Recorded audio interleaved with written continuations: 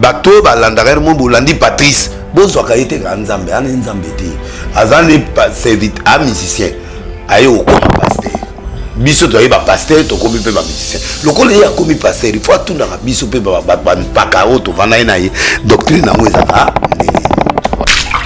est-ce que yebi ke basala nzambe pe ba studio baza na évite avant il y a bien phase à monter pas la monter alors soka legi na TV na sengi yatanga komuna ngate yatanga komuna ngate pe a critiquer blo na ngate attends comment parce qu'il ne comprend pas qu'il y a des messes ouais comme problème il comprend pas qu'est-ce qu'est la vision du pétage à lobby le jour où le débat sera fait qu'abimi pendant que na TV que y a sous mon côté a commettre erreur on vous rappeler na oya na débat na na fandi na rappeler non mais na yebi côté noir Patrice par exemple étape à vie azali pe na mo boutique na ye na débat moi ligablo azao tekani tu vois donc azali pe ko teka donc marchandise là au teka na surtout l'année là c'est marchandise c'est correct mais na lobby tant au teka ligablo zo tekani oyo teka sardine oyo teka biscuit c'est tout cigarette on peut teka. Mais Patrice, sa parole n'est pas de parole devant. Tout ce que Patrice dit n'est pas à 100% toujours correct. C'est-à-dire il connaît en partie. Avec musicien, les lois comme pasteur. À côté école, t'es pas moi cet esprit. Mais il y a des choses qui demandent aussi l'école.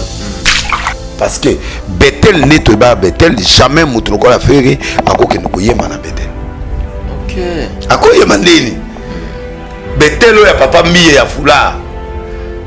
Oya nani oyebi yango fera obanandeli parce que c'est un bouddhiste na kopa te fala que concert amone na ebisinga te ayebisote il fallait yebisanga inviter nga peta pe na stade mais na moni ba mati nanti lokolo ba tutu wana bakendaki soka yebisanga nga na ninga na bloquer mbula ouais même na Angola na prophète des nations président Félix s'il vous plaît yamatanga na yebisa certaines choses. N'ayez pas peur. Oui, je viens en tant que prophète. Il y a des choses que bangate au kufati. Muta obumayo pété. Arrêtez de pia. Yokelanga eloko ayo. Restaurant business class VIP Bruxelles. Yeah. Restaurant business class VIP. Yeah. Ouais, zali na ba cuisine spécialisé dans ndenge ya mukiete lokola cuisine spécialisée congolaise pe africaine awa soki okoti biloko tu ya mboka okoliango joli kitoko o makayabu kwanga mbinzo ndakala okoliango joli kitoko awa bilubu tu elamba maka awa bongo biloko ya kotumba lokola soso ntaba mbisi awe tumba maka joli kitoko na niveau ya kosakana te olie ozamo bimba na restaurant business class VIP na Bruxelles bazali pe na mobange na salle oyo ba organizaka ba activité ya ndenge na ndenge lokola ba soirée ba anniversaire mariage conférence pe ba activité mosusu ekoki kosalema awa oso tuna ngai soki ezali wapi restaurant business class VIP na Bruxelles ezwami na adresse oyo 39 boulevard Jubilé Bruxelles 1080 métro Riboucourt l'une 2 P6 30 51 arrêt Jubilé. Awa na restaurant business class VIP na Bruxelles. Yango nde nzambe ya babilubu o Italie ba congolais pe ba africain. C'est naturel. Gardez bandi na yo toujours.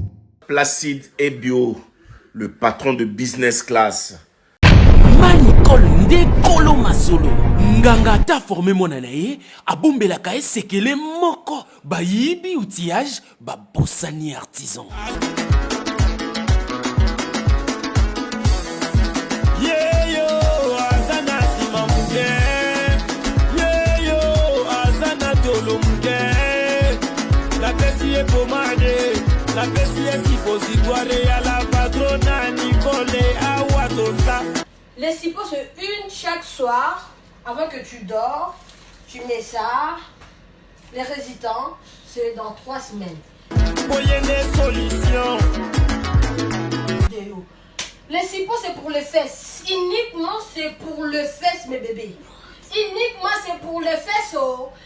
La Bessie à Coca-Cola, la Bessie à Cofina, la Bessie...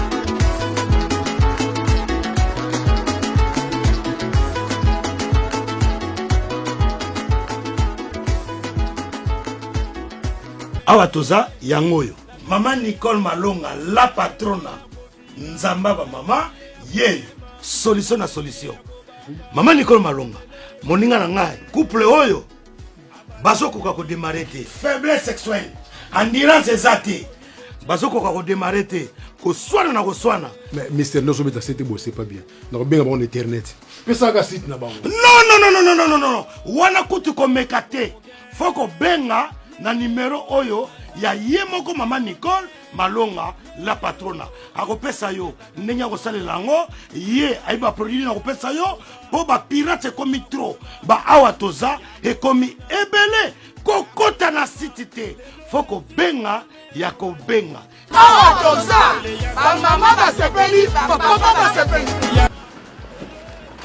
Awa toza chez la patrona Nicole Malonga bassin na yo et kokoma piscine et puis papa bo pikiliki na yo neti mwana 12 ans benga ozo solution goût Manicole Ndekolo Masolo nganga ta formé mona na ye kasi Maman Nicole yaga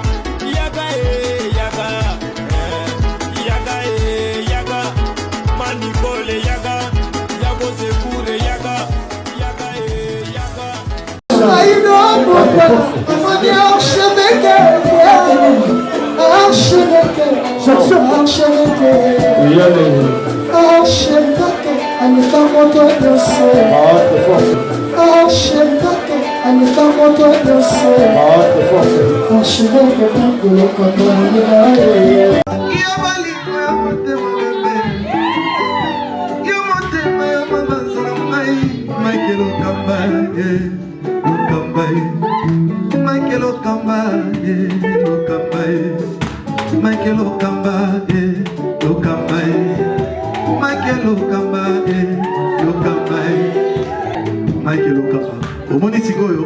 L'artiste, c'est l'improvisation. Na honoré na émission na yo. Africa Elengi TV, votre chaîne, l'incontournable, la star des chaînes.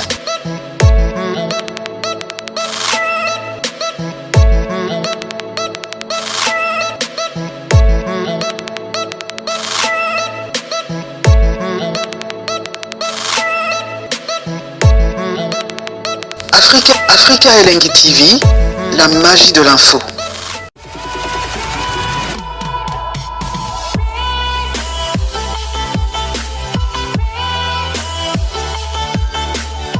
Voilà, amis fidèles, bienvenue sur nos antennes www.africaelengi TV. Bonsoir, bonjour, ça dépend l'heure à laquelle vous nous captez en ce moment. Vous nous suivez un peu partout à travers les pays, à travers le monde. Comme vous le savez, cette émission, oui, Sarabino, différentes actualités, oui, traitera vraiment différentes actualités dans le domaine surtout. Voilà, aujourd'hui, mesdames et messieurs, j'ai le réel plaisir de vous recevoir encore une fois, malgré Nayamba et Kala. Voilà, il s'agit bien des prophètes des nations, des Nilis, Olelo, et na plateau Nabiso encore une fois. Après avoir koutana na mikili ya poto toyambi prophète des nations na kati ya Africa Elengi TV et ça les biso bien quand même malgré tout mon ekala mais azongeli biso to solo vraiment ba sujet ebele ya politique ba sujet côté tali ya musique ou ya peut maîtriser bien et pourquoi pas to solo la lelo na Italie et Tonga église. Voilà, sans plus tarder, je dis déjà bonsoir prophète des nations. Au fond de la public.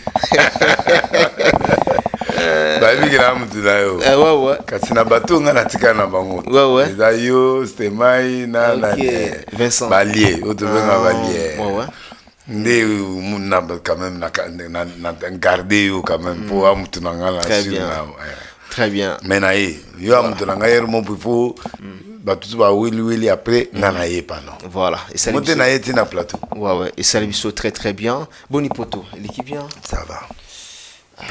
Ozalaki na mboko yo allemand pardon na Espagne Paris après ça moi banzozingi ya ba vite fait journée moko na zongi ya ba Belgique ba journée moko ba mboka mususu voilà malgré kenda kala au monde paraît on est nini Bon, mboka ezo évolué, mboka évolué, donc dimension biso lukaka mbongo. Mbongo super ndenge ezalaki na ere ya bakopera. On na era kala na kopera leki. Balule ezalaka na kala. Kasi wana coopération ezalaki et puis bana mai bana ba mbongo vero na maboko obeta professeur atakate. Voilà. Sikoyo Munela s'est découvert tout. Bato on vivre na kayo. On va comme énervé trop. Donc on vivre na kayo. Voilà. Ce qui est bien, honnête, va vivre vie honnête. Ce qu'on va paraître n'est pas un problème. Ah d'accord. Va paraître pas un problème. C'est-à-dire quoi? Paraître ça dit bateau baro que de caillouté, baro que misate, baro que de bureau, parce que peuple congolais faut s'intégrer. Faut attendre, tu vois. Et belé va attendre va négliger l'université. Baro va ça la classe bien, va ça l'entreprise. Baro sco va attendre va comme dans niveau mokoka ya misala. Donc bah ça va paraître pe na ba malili ya poto batika les gars na ndako balia ka mbonga bana. Baro zeli ça chaque jour baro chaka basi bazeli. Oh, Valia mbongo ya bana. Oh, ozo compter ozonga susuka janvier. Ah, la janvier ozala kuna? Oui. Ah, d'accord. Na yaki pona bimisa disquette. Ah, oui, to solo lango pe. Kuna enregistré te? Na sala ki enregistré moko oui. Wembi yo moko bien na batuka. Na ebinga moko et puis na sala iduo moko na mbuta. Mais na olinga ebima après. Ah, frère Mbuta. Et pas côté na masolo ko? Ah, bazali, batu bazali belé na kata masolo. OK. Mais avant na to yana na mametal mususu awa domaine affaires politiques au pesa parmi actualité lelo. Bat pasali moi remarque moko balobi prophète des nations banzembo oyo salaki ezalaki oui succès pena na niveau saranate mais pour na nini te profitaki na occasion na robimisa ombala moko ozu vraiment temps ozo monate moko ozu ebelo ozo salate parce que Kinshasa ezara yo ebi Kinshasa na ba réalité bele ba yo kina no bilo te déjà pétage pété déjà ba ata ezam mama tina mama tina na tina te nzembo neza mobimba pour na banzemo ba 4 minutes so na 30 secondes na boaki ba le ali banga chanter oya mama tina eza nzembo te nzembo eza ya mariage pétage pe nzembo ezali ya mobima. En fait il faut biloko ne kota na nzota bato bato comme na posa loko eza mereta o mwa te bato tu ba boaki me ba ozela kapeta ba kozela po eza elo mona créer bango na mitu ozomona banzembo lokola ba bombe net danse ozolala ba pongi eza na nobilo on a bombé za na kati yo il faut se civiter là oh pesa nga civiter pesa nga bombe bombe bombe na peso semaine na studio na osenga vraiment na producteur na ngai a pesa yo pendant moi extra moni c'était ma azwaki nani pétage bango moko bazui bango mo Vincent azwaki chef yo siko nani bango moko kuna na production na bango bazwaki mama tina alors siko yonga na peso bombe kabo oh that's now zandeni kabo wa pongi te ola pongi do ya mapeso mama ndemo ona pete to bombe ya ngosuke za mama mususu kasi tango na osenga ba entre vendredi émission to ça no vendredi to ça on a studio ouais on visiter na studio dans ce titre na comme on est bombe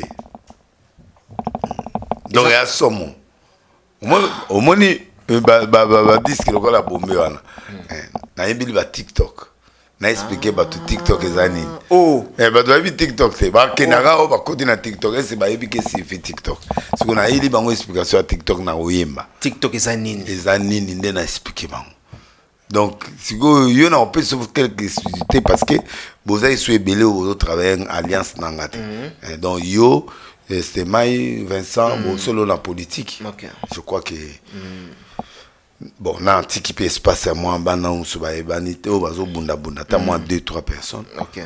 Les restes, dans l'ingé vraiment tant on s'est émission boy, bah tu vas oser la bande par mon émission. On a pas sur parole d'honneur, bombé goya et pana. Bombé et Koya et Panabiso, ils ont en exclusivité. Il y a Africa. Donc, Nzembo Penda, au moins il pété. Et que bah toi comme yo kango bah mais ça quand a succès so Baksama parce que ils ont na côté France na comprendre que album Afro Pétage ça a succès. OK on connaît ils ont bougé. Ils ont bougé. Et puis naga motion nande bazo ba foutre la gambo na beta. O beta. Na beta ba showcase. Ah, na zo 9 showcase na poto. Ba foutre ngate. Mais showcase biso de biming za na ba boîte za na ba bar. Oui. C'est ça le problème pour nous. Mon baro va l'accès vino basimo va au binan. Quand c'est ça il showcase. Ça dit que joueur mon boui fait à moi snae, joueur congolais mon fait à moi snae à Benginga. Ils ont la production ya SK je crois MK. Mais yende sigo MK ayeko louende MK. Ah d'accord. Ayeko ça fait pas MK. Voilà, bah l'équipe à MK ba footinga mbongo nanga naki. Tant na kena eba ite ke ba swara ba osala. Nzoka ne MK zala na basi ne mo ba zala wana pour accepter ça ba client. Bon, na pote ya lango normal. Ah ouais. Ya normal. Pour tous en haut mboka ya plaisir. Donc au yego de l'autre. Il faut se peli au Kenya au azabe na Champs-Élysées donc. Na beta iwana na ngana bete pa nani ma musika na ina garde côté. Donc moi na kene pas jongela ite pour côté aéroport au lit. Et à moi musika. Donc et puis deuxièmement na bete ba fête belé moi ba bilo mususu o ba on va moniter mais beta ma. OK. Bien que déjà batuni tuni on a monde déjà. Oui, na yebi batuni tuni. Voilà, nako tikala ka wana te. Mais dans son ensemble yo mo lobaki nini zalaki erreur yo metaki. Non, na yeba gite. Te na yeba ite. Non, na yeba ite. Ngana kansa na ke na fait na showcase na. Bon, na yeba ite na yeba apte ki ba congolais ba biloko na bango. Ils appellent à danseuse professionnelle. Pour pas avoir danseuse professionnelle. OK. Ah baza professionnel. Oui, baza ba professionnel. Ba yebe loko bazo ça. Oui, baza ba danser. Ba ya ka ba bina du matin au soir, ça dit air moko boye ba c'est ça client wana. Ba ke ba bineli bino bo vandi na liboso bon ngata ke passer na boya ki na vite. Pa na ngate. Na moni bango na temps na comité. Ba l'accès nga pe bango te. Na kaka na moni ga morceau mo ebedi bu ba to ala ba bimi. Voilà, une question qui me revient à la tête rapidement. Nayamba Kayo, pasteur de Néliste, prophète des nations, au lobare lo mo que au combien na posa au la boîte. Bata ba chrétien. Mais ba sala on déjà ba sala on. Mon moi sala on déjà na Angola pe na Lubumbashi. Au lobaki za boîte ba chrétien mais ils ont la particularité belé. C'est-à-dire kotoyo so yo kano Moïse Mbiye ou ki Moïse Mbiye. Bato ba hypocrite. Voilà. Na ba sant. So lelo sali et arrivé ko sali yango. C'est genre ya bato ba bina ki wana ba pe oya na te. Voilà te. Mais ba mso ba se retrouver ndene. Te biso za ba pa été. Biso za ba chrétien. Na to yo kama musique to bini. Ba o ba yo ka fali ba yo ki o comprendre. Mais quand tu as danseuse professionnelle à moitié nuit c'est pas bon. OK. Voilà au théâtre. Mais quand tu as danseuse honnête ba là tu bien ba na bataille bien ba nani na kati ya nzembo to na nani oui. Voilà ba ko bina. D'accord. Avec bilama nyonso. Ba jamais ba ser Esther wana. Voilà ko bina ba zali. OK. Zaka danser mais abina bilama. OK. Esther. Oh. Esther to mona ki bino na ye wana. Waza kanto to mnene boy. Oui. Ah. Voilà ba ko bina ba. Ye pas na clip. Te me clip ezana batu mususu ya makasi sukoleka. Koleka. Avant les catastrophes scandale. Afro peut-être ya catastrophe. Ya nzembo ali segida. Ozobanga te ozala excitant. Clip na yo là ozolo ba kocha bato ba leki. Bon, so balati mabe. Mais ba olata mabete, ba olata ba costume tailleur très bien jip ya chez nous quand même tailleur. Ba olata vraiment ba olata même ba oza kitoko. Ba olata bien maquillé, ba suki kitoko, ba sikitoko. Bataille nyonso ozala wana donc ça bien na ba to décor na ba obina. Quelle a été votre motivation ya osala nzembo kitoko? Oyo papa bando croit na voix na hôtel là au côté studio tout le monde est d'accord. Bon na za miseka là kokanga bafaya faya wana nde kausinga mungongo yango na mipesa ye discipline mpona te ya so mingi te période baloyo basuspende nga non natikaki voix et respirer yango sikoyo nakomoyemba nasali baduo te mpo natilakisa bato ke je peux chanter 12 chansons mpo eza 12 nayembi yango nga moko sauf na lité ya pete tosali maloba côté baproverbe atie maloba na Sarah Lula po azosala banuance Sarah Lula bazosala banuance na bato ya kere bazosala bakere mais logiquement nga mona bundani. D'accord.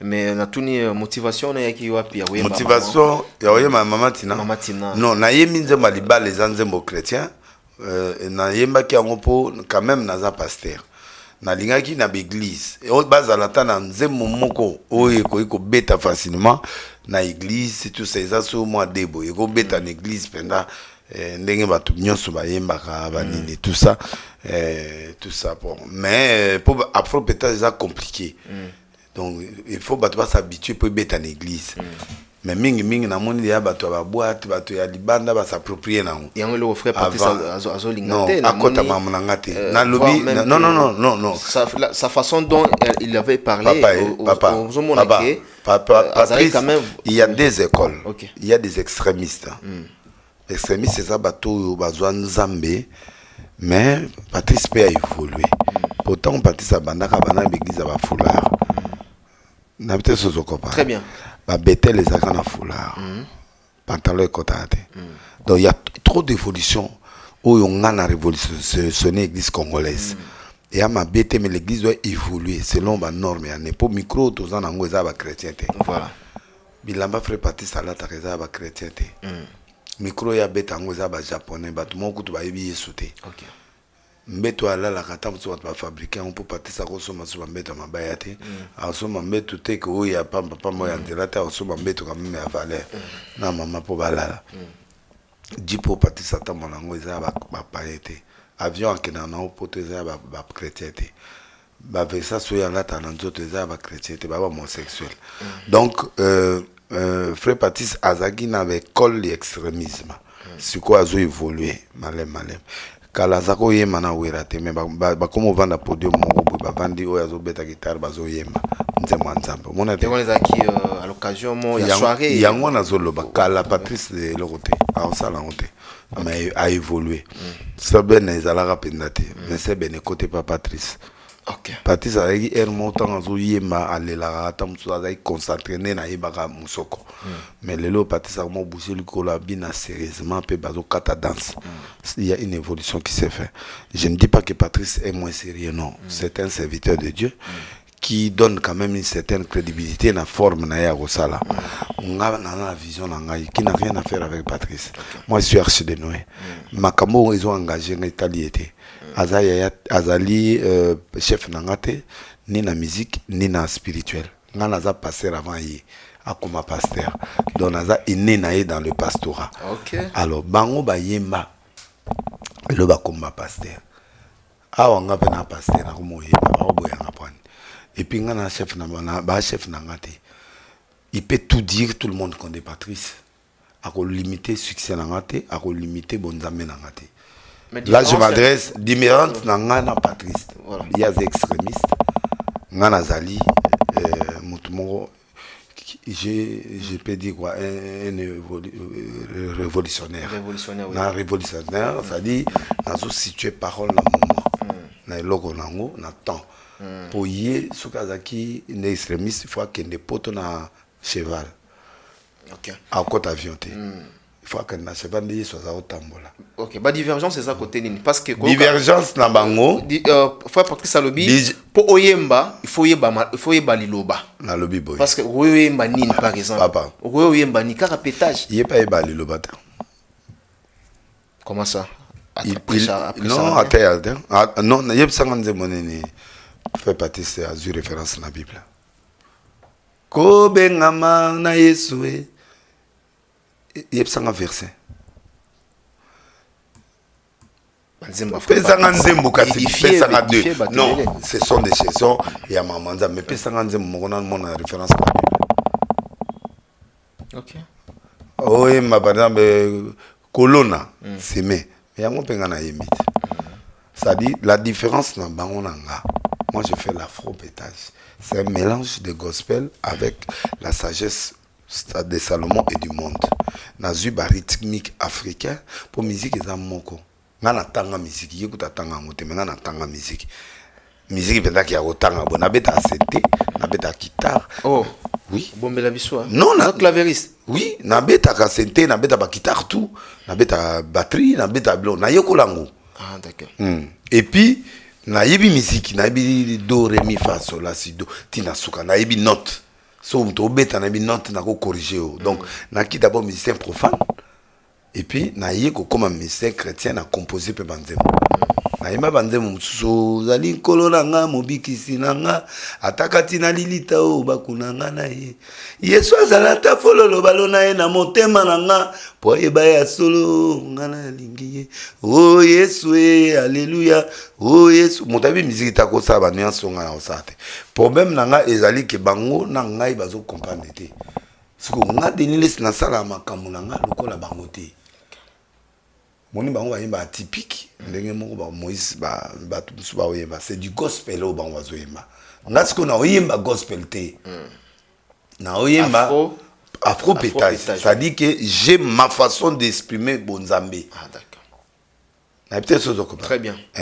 Oh libala utina kolo il a rythme ya na ya ni gospel mais nga siko na yana libela libale za malamu donc na yembi libala mais na yembi on a ndenge mususu oyo bango bazo yemba te siko yango esali différence na nga bato ba adopter nga ba po ba lembi gospel au fait les gens sont un peu fatigués nga na za troisième fois na proposer le mot ya sika na mokili na monde pour te na faire véhiculer le message à Jésus mais na façon mususu.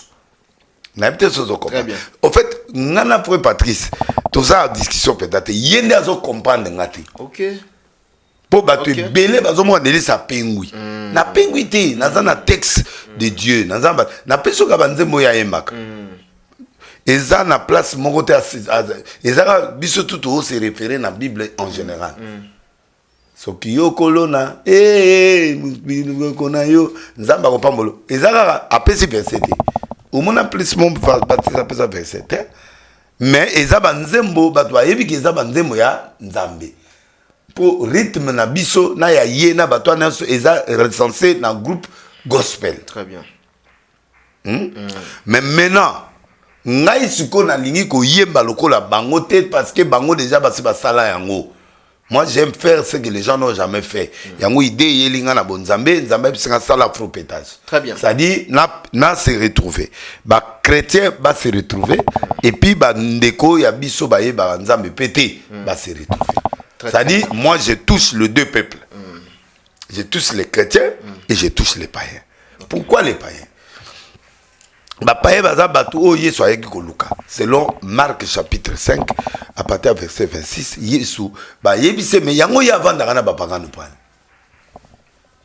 net wera zana ande ko net est-ce que tokolo ba wera mupagano non tokolo ba wera azali moi c'est un pasteur ya ne un pasteur où est-ce qu'on va situer la prière d'après notion na yi siko fait nani ayembaka.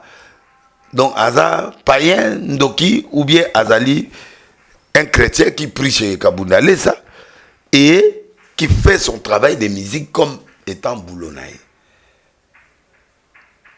Ok. Ce qui t'aime le parti Satikara Koyemba ya Pamba. Mais pourquoi a commis pasteur? Parce que Koyemba a ministère.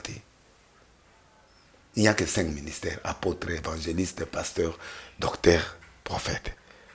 Donc, Koyeba Ezali Dikabo. C'est un don, c'est une grâce.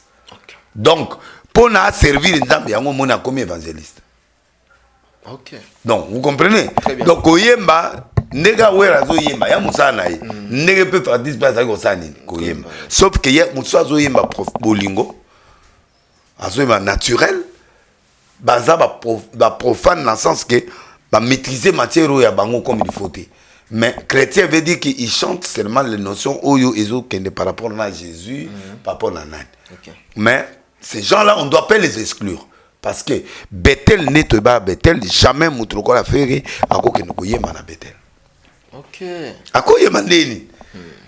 Betelo ya papa miye ya fula. Oya nani oyebi yango fera obanandeni. Parce que c'est un bouddhiste. Bouddhiste ako kota jamais na église chrétienne. Ah d'accord. Wow. Mais denile sabanda côté ya bato amour, ya ba musicien, ba pe bande koloko la biso to péché bango mais frère a constaté un jour qu'il y a un pasteur qui s'appelle Moïse mais qui a prié pour lui pendant qu'il est en prison. Voilà. Parce que pas prié mais visiblement ils ont Moïse en plein air. Alors tant moi zongi asani comme ça reconnaissance a péché qui tant moi yé a keko yema a péché possibilité yema nzemandam. Na sala ngote. Très bien. Avant ayema pas na ayema plusieurs fois pas na na arche te me bato mona ngona tsango na ba TV ba fali ba yemba ba tutu ba yemba ba héritier ba yemba est-ce que loka sikeza wana et loka sikeza te ezaka vision nzambe apesa idenile c'est comme koksa kala mutu lokola konde akosa prière a wengete mais na pas en plein air stade plein ba pagano ba télé ba chrétien pe ba ça asa prière boyoka ki on peut bon mona ki on est-ce na era kala il y a 10 ans qu'on a commencé à prier bon donc bref les lots au monde a pasteur nani prophète ya limité au nani Joël Tatou abeti oh ya mado et ya mado si il y a 10 ans il faisait ça il est suspendu à l'église des réveils n'est-ce pas na l'animateur à Laura Dalo azo ebisabi moi si soki yo oluli mobali okope ko draguer mobali maté on est cause à la tête il y a 20 ans le monde a changé alors le monde a évolué alors moi c'est pas retirer mon mobali permis aujourd'hui non pas tout est permis tout doit être cadré avec la parole mais on doit aimer nos frères qui ne prient pas avec nous on doit respecter les autres mais on peut les pécher pour venir vers nous c'est ça le message de Delilesi. On comprend. Patrice Kowe ba wuti l'église il y a wuti pas ya Libambu. Et pas frère Libambu de on a besoin moi Mongala. C'est un grand pasteur Azayoana. Où il a changé le message né comment il y a ba 10 vierges tout ça au bala 10 vierges et puis tout ça est bon. Moi na côté domaine là. Après mais Patrice Abana foulard na mutu tout ça. Vous comprenez? C'est que Patrice a Kepoto, Patrice a Tamboli, a Monique le monde commence à évoluer. Donc maintenant, message n'a pas comme il évoluer. Maintenant, il voulait tout simplement, parce que je suis un danger pour la musique chrétienne. Ça, je te l'ai dit. Comment ça? Mais Nazo, il y a un message, il y a un maintenant style. C'est que tu as adopté pétage. Pétage, c'est ça qu'on fait, ils ont dit les sous-motés, ils ont embêté. C'est une façon de montrer aux gens seulement que nous sommes fatigués. Les gens, quand l'intelligence se termine, l'homme commence. Ça dit, tout soit pété, ça dit. C'est ça le message, il y a 10 quoi. Tout soit comme une souka, il faut aller à vrai Nzambe. Mais Nzambe, on va sauter. Alors, tout le monde connaît Frère Patrice, il critique trop. Il est trop extrémiste. C'est normal, l'église, il faut être extrémiste, c'est bazar. Très bien. Pour moi, ce n'est pas du phénomène nouveau. Patrice, c'est un extrémiste, c'est-à-dire conservateur. On est conservateur. On est défendre sa saine doctrine. C'est normal. Donc c'est normal, il faut une église pe bazalaka. Nde o mona ba pharisien de bazayoana. Pharisien de bazayoana soki kaka moni Yesu na mpakana. Mais Yesu ayebisi mango, oko permettre pour clôturer. Il y a pas de problème. Il y a pas de problème. Na mona verset oyo. Tout verset parce que na mona et puis là on a koloba liso mimbale. Patrice aza modèle T aza nzambe te. C'est un chrétien, c'est un bon serviteur de Dieu, c'est un bon chanteur qui a un bon témoignage. Il a aussi des côtés noirs. Mais côté noir, on n'est pas le temps là pour exposer les noirs de notre frère ou de nos frères. Donc tu vois. Côté noir, non, mais on a yebi côté noir, on a yebi côté bien. Tout le monde est faillible. Je sais, mais ok. Dans le lobby boyé, tous les pasteurs que tu vois là-bas, dans côté noir. Côté noir, il y a des listes, mais il y a bango télé-bélé. Donc, on a des listes qui sont étalées avec des preuves, côté noir, et ça a bien été. Mais quand Patrice il va à la télé, il montre que c'est lui qui est Dieu, c'est lui qui est saint, or faux. C'est un message de crédibilité qu'il a. Ça lui est confiance, mais nous, on n'a pas le droit de les casser. Mais un jour, ce que comme maintenant que débat ouvert, tu vas évoquer un mot. Ah bon? Bilon c'est. On obéit ça. Oui, tu vas évoquer bilon telle année, voici ça, telle année, voici ça, oui. Telle année. Épargné. Quelle précision? Mon gaza épargné. Non non. Tala, au monde n'enga na sana Congo. Mon quoi c'est épargné. Donc mon gaza épargné. Na lobby le jour où le débat sera fait qu'abimi pendant que na TV que y a sous mon côté. A commettre erreur. Vous me rappelez. Na oya na débat na ina vandi na rappeler. Pe na bengi bato. Pe na bengi moto. To na bengi bato. Donc ngapo na ngati azoloba. Je vois oui, c'est un serviteur de Dieu, c'est un conservateur. Jour mon Patrice, tu as na podium me pa nanga. Patrice à côté azo yemba yemi na tiaki mari misambu na tia ba misebele. Mari misamba za oyemba za na mayaka na nzoto tie pandane koya. Bandani bende katani. Mayaka. Na loketo. Peut Patrice tanga mati. Oh Jésus, délile sinaïva on a saine doctrine. On tient à Jézabel na podium na haute. J'ai les images et soit caillé. Soyez. Mais pour naïe selon doctrine ya saine doctrine naïe, amoni ke loko wana moi ça kola ta mayaka bele bongo te na loketo banini c'est trop paganisme. Na peut se comprendre. Très bien. Parce que l'air wana penda ta logique. Est-ce qu'il a raison? Oui. Selon doctrine. L'air wana zaki logique. L'air wana zaki penza extrémiste ok. Foulard il faut ezala mutu, il faut respect à côté bon. Maria là ta bien milai, mais azaki na ba là ta ba mayaka l'homme saint. C'est que autant que panzani on est katani na kati arche. J'ai les images hein. Tant ya matina podio musala nkolo, samba pambula yo. Mais il y a pas na podium nzambe ke ba ko tiaka biso ba Jézabel. Affinité, il a montré que ça c'est pas bien pour ça. Très bien. Mais maintenant la saine doctrine là, il n'y a que 6 principes. Na c'est ça. Oui. Zena tangana. Otangela biso. Na tangela bino nanu. Na linga osa émission na yo passé. To sala kala. To sala kala. Otangela biso ngo. Luc 5 verset 27. Voilà. Après cela, Jésus sortit, vit un publicain nommé Lévi, assis au lieu des péages. Il lui dit, suis-moi. Et laissant tout, se leva, suffit. Lévi lui donna un grand festin dans sa maison. Beaucoup de publicains et d'autres personnes étaient à table avec eux. Les pharisiens et les scribes murmurèrent, dirent à ses disciples, pourquoi mangez-vous, buvez-vous avec les publicains et les gens de mauvaise vie? Yoka Jésus. Jésus prenant la parole leur dit, ce ne sont pas ceux qui se portent bien qui ont besoin de médecins, mais les malades. Je ne suis pas venu appeler à la repentance des justes. Jésus, je suis venu appeler des pécheurs. Ce que Yesu yemoko, ayeko benga bato amabe. Ce que on a des leçons. Rôle no yango wana. Très bien. Alors ce qui y fait partie sa ligne yango te.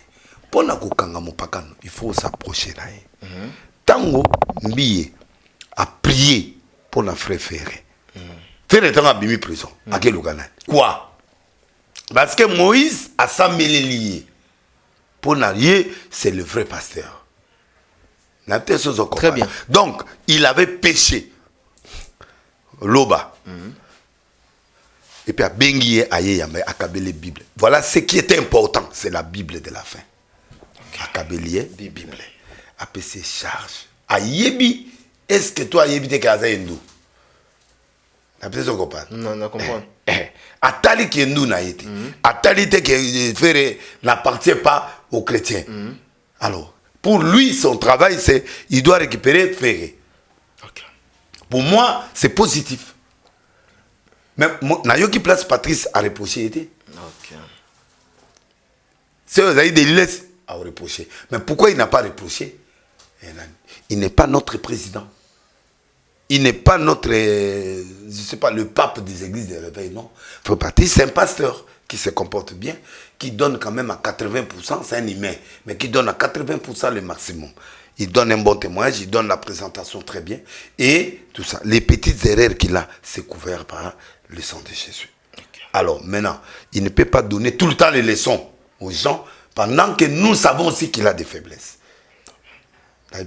Très bien. Et donc, en fait, c'est que je reproche à Patrice qu'il soit un modèle, mais qu'il ne puisse pas voir comme s'il a la connaissance. Wera Yembaka, je peux pas ça. Ayembaka. Faire personne. Ayembaka. Mouta na style. Donc, Patrice doit comprendre que dans le spirituel, tout le monde ne peut pas être comme lui. Ok? Mais, Abala Yende. Pour Moutou net Patrice, au moins, il m'a Patrice à retirer moi, c'est le truc. Parce que au gros, la moi, c'était sur le yebsté qui est dans l'ingako. Donc, quelque part. Attaquer du tout. En fauteuil, moi, ça va libérer. Non, quelque part, à mon tout à l'oulaki, moi, je suis un nom, elle est belle et tout ça, bani. Tant qu'on a un qui dit bambomba. On se comprend. C'est Rwanda, on a outa masina. Donc, moi, si on y a bali lelo, c'est Rwanda, c'est quoi? Azaki moutama, azana masina. Mais azaki parmi bateau, bandi magaye. Parce qu'à côté, n'a pas de balade. Saint-Esprit. Kaka, yéboye, yébo, mi côté. Quelque part, Magie qui fait Patrice, c'est que Atchaki dit tout. Tu bien on bon on a mon elo là. Mais ce là yo boy na imité fort ya sala. Mais Atchaki dit tout. Ce que Patrice a boya on a tiki Bible parce que il y a normalité que Andy Marabo batele les priorités mutu mo ça qui est commissionnaire. Patrice par exemple étape à vie. Aza pe na ma boutique na yena de bambo moi ligablo. Aza otekani. Tu vois. Donc aza pe ko teka. Donc, marchandise aux aoteka, surtout l'année là, c'est marchandise c'est correct. Donc, Azapé Moutou. On se comprend. Donc, na lingi Patrice Lelo a comprendre na bateau balanagaye, va comprendre que Patrice c'est un bon serviteur. Mais Azapé na béré. Azapé na béré. Mais 80% ya bola monaï, ils ont couvert moi 10%, moi 20% qui vont monter.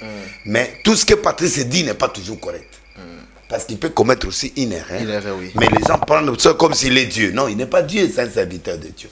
Azala il peut musicien. Poakoma, pasteur après. Quelle révélation. Donc, Azaki pasteur TI. Il est qui vite fait. Non, mais non, on a appris quelques révélations. Donc, il faut partir de ça. On a une boutique, moi, Digablo, on a une ango. Na bandar loan. Na zao tekane. Mais Digablo, ba tekalo à ma bête. Mais il y a un zolo pas. Na côté détaillé.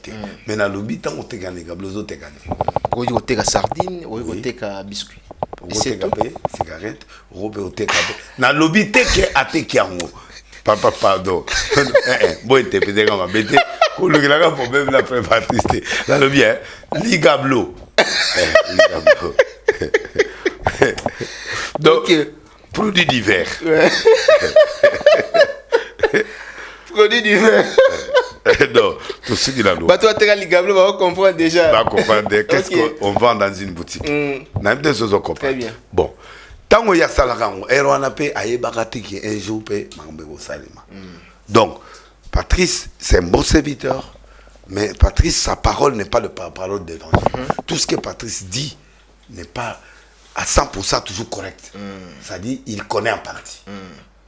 En tant que musicien, les lois comme pasteur. À côté école, tu peux moi cet esprit. Mais il y a des choses qui demandent aussi l'école. Très bien. Donc, frère Patrice, net la verset. Moi, j'applique le verset ici.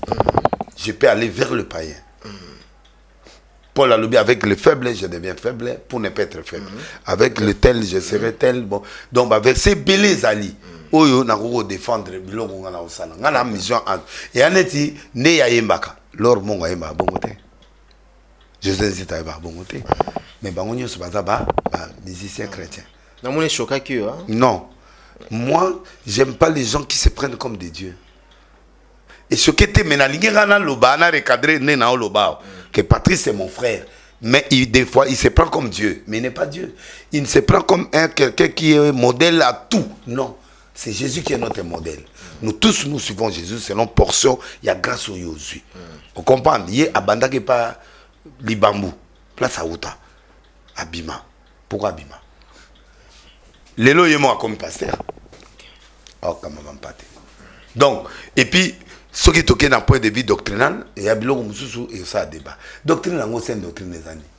C'est une doctrine des années à 6.4. Hébreux 6, verset 1 à 6. Abandon des œuvres mortes. Terre église nyonso batutu il faut battre. On appelle ça les fondamentaux, ça dit la base. Il y a l'église nyonso. Hébreux 6, on appelle ça l'abandon des œuvres mortes, c'est-à-dire condamnation et l'isumu nama b sur toutes ses formes. Toute l'église doit condamner. Mais l'église ne doit pas rester sur ça. Il y a le deuxième point, la foi en Dieu. Il faut te battre à foi. C'est quoi la foi? Quel est le Dieu que nous servons? Il s'appelle qui? Branamis balobi Jésus-Christ. Catholique balobi Dieu le Père, le Fils et le Saint-Esprit. Qui mango pe balobi tata, moi na moli moussad, mais qui zambe na bango ezali papa, qui mango. Na peut-être ce qu'on parle. Jésus-Christ pe azala kana ki bango. Bana Jésus na bango abotami na décembre été, mais bana date ba fêtera Noël là bango. Tout ça pe na ba adventiste. O ba ni maraté dimanche ezaraté Shabbat. Net ba juif. Toi na ba néo-apostolique. Oh, bah là, t'as noir et blanc. Oh, bah, tu as fleur et belé. Bah, na forme na bango ba mariage. On a plusieurs. Donc, bateau ba au côté l'eau, les aga bateau ba semble pas Frère Patrice. Frère Patrice a une église na Turquie. Frère Patrice a une église na Équateur. A une église na Argentine. A comment pété. A une église na Égypte. Parce que bateau ba en Égypte, bah, au monde en Zambété. Frère Patrice na mboka na biso kuna na mboka azan existe na mbien pa na kuna église après Patrice yate siko bato ba na mbien ba komona nzambe te. Mais il y a des certains pasteurs qui sont là. Il y a les catholiques, il y a les protestants, il y a les kibangistes, tendance nyonso ezali. Dieu mutako sala jugement. Yé muta yebi ndenga o juger bato. C'est là où je voulais dire que moi Denis je peux parler mais je n'ai pas l'église en Argentine. Na l'église te na mboka lokolo Iran. Ce que les chrétiens va d'Iran, au monde en coloté. C'est-à-dire, il ne faut pas que les gens prennent la Bible comme il bango propriété privée. Non. Dieu, il sait comment. Koko ba yaka avant y parti sabotama. O ba vana na Congo avant, ba chrétien ba ya ba botama. Anzambe ampungu na Erwana. Qui était le pasteur? O ba kufa, ba okeli fait. Dieu sait comment il va juger ces gens-là. Donc bref, les gens jugent certaines personnes, mais bah, éviter qu'il y a la doctrine de condamnation du péché. À l'arche, on condamne le mal. 2. La foi de quel Dieu que vous baptisez les gens. 3. Quand quelqu'un croit à un vrai Dieu, il a la foi en lui, on va lui donner le baptême. Quel baptême? Le baptême d'eau et d'esprit. Mais le baptême d'eau là, au nom de qui? Il y a les tendances trinitaires, il y a les tendances unitaristes. C'est tout est un bloc de gens. Après, on a la foi en Dieu. Troisième point, le doctrine des baptêmes. C'est-à-dire, Mouto a dimi, a tiki masumu, ton baptisé. Quatrième principe à cette doctrine, c'est l'imposition des mains. Qui doit imposer les mains aux gens? Pourquoi et comment? C'est une doctrine. Tout le monde a 4 éléments. Maintenant, c'est tout commis sous la doctrine, il y a l'enlèvement. Il faut battre un peu batou. Quels sont les signes précurseurs de l'enlèvement? Après l'enlèvement, qu'est-ce qui va se passer? Quel signifie les milléniums? Quel signifie les deux témoins qui doivent aller prêcher en Israël? Parce qu'il faut différencier l'enlèvement. C'est pour qui? Et c'est pour quelle race? Et puis, le jugement dernier, c'est pour qui? Après l'enlèvement, c'est le jugement dernier. Qui seront jugés? Donc, les 6 principes de la série donnée, base à 2 Timothée 4, 2 Timothée 4, 1 à 4. C'est ça la sainte doctrine. Bon, dis-moi, sainte doctrine, est-ce qu'il foulard? Non. Sainte doctrine, est-ce qu'il foulard? Prophète, en moins matière, ils ont bima. Tu n'as pas matière. Et là, on en a expliqué les lots. Papa. Oui, bébé, hein? Papa, tu connais bien. Au moment où tu belé baloba par rapport à des listes, ils ne me connaissent pas. Bah mon style nanga ya télé, mais bah ibinga na fonté. Hein de konanga. Même bah tu belé oh délire ça divorcé à maman tina. Yo ya ka émission nanda. Comment on a été? Mais c'est une femme effacée. Le lona yemba na tiens le mot extrait. Bah bani bilobela. Oh ni maman c'était tout ça parce que bac tambuso c'est bukana, bac tambuso bunga. Moi c'est une façon d'esquisse hein. Non. Moi j'ai jamais eu de problème avec ma femme. Nana problème na été bah nakala. Ah maman na bana na ngazala. Ogine na lo bango te. Beaucoup ko tout na et c'est maman tina a peur. Libala nyonso il y a toujours un petit voilà mata tezanga même les présidents zana na maman moi quoi que zalaka même ata papa Laurent Dalo ndenga za même mi c'est la loi de la nature. C'est la loi de la nature. Voilà. Même Patrice Azana soit na rapé nanda kunaye. Donc je voulais dire tout simplement que bato ba landarer mo bolandi Patrice bozo ka été grand nzambe an nzambe te azane servite à musicien aye okoma pasteur biso to yeba pasteur to komi pe ba musicien lokola ya komi pasteur il faut atuna biso pe ba paka auto vana na ye doctrine na ngweza voilà opo arouta biloko aouta ngwe pa libambu aye nango toza na Pierre Kasana dibasi azo argumenter on a Bible so za makasta olaliso bon yango nazo tuna donc batua na babram pe bazali na basi c'est un débat yango zo mona na vie ko mona te yo yebi nous connaissons en partie oyo monique nzamba peso pour son te abato o bandimelio d'accord mais yo mutozo détenir vérité à monde on connaît en partie. Voilà. Donc bref, elo on a souligné mon que et swingate mais na lobarate mais lelo pendant na ligue pendant na redresser na recadrer Patrice Mamouké azawa na za mutu abena berer même ndenga za lelo abena berer ndenge pe azala kawana banda ba automati azawa na berer eza oyo toko étalé parce que nous tous nous avons des erreurs. Très bien. Alors soka legi na TV na sengi atanga komona ngate pe a critiquer bilo na ngate attends komona parce qu'il ne comprend pas qu'il y a des messes il comprend pas qu'est-ce qu'est la vision du pétage. Il sait pas, c'est une grande vision.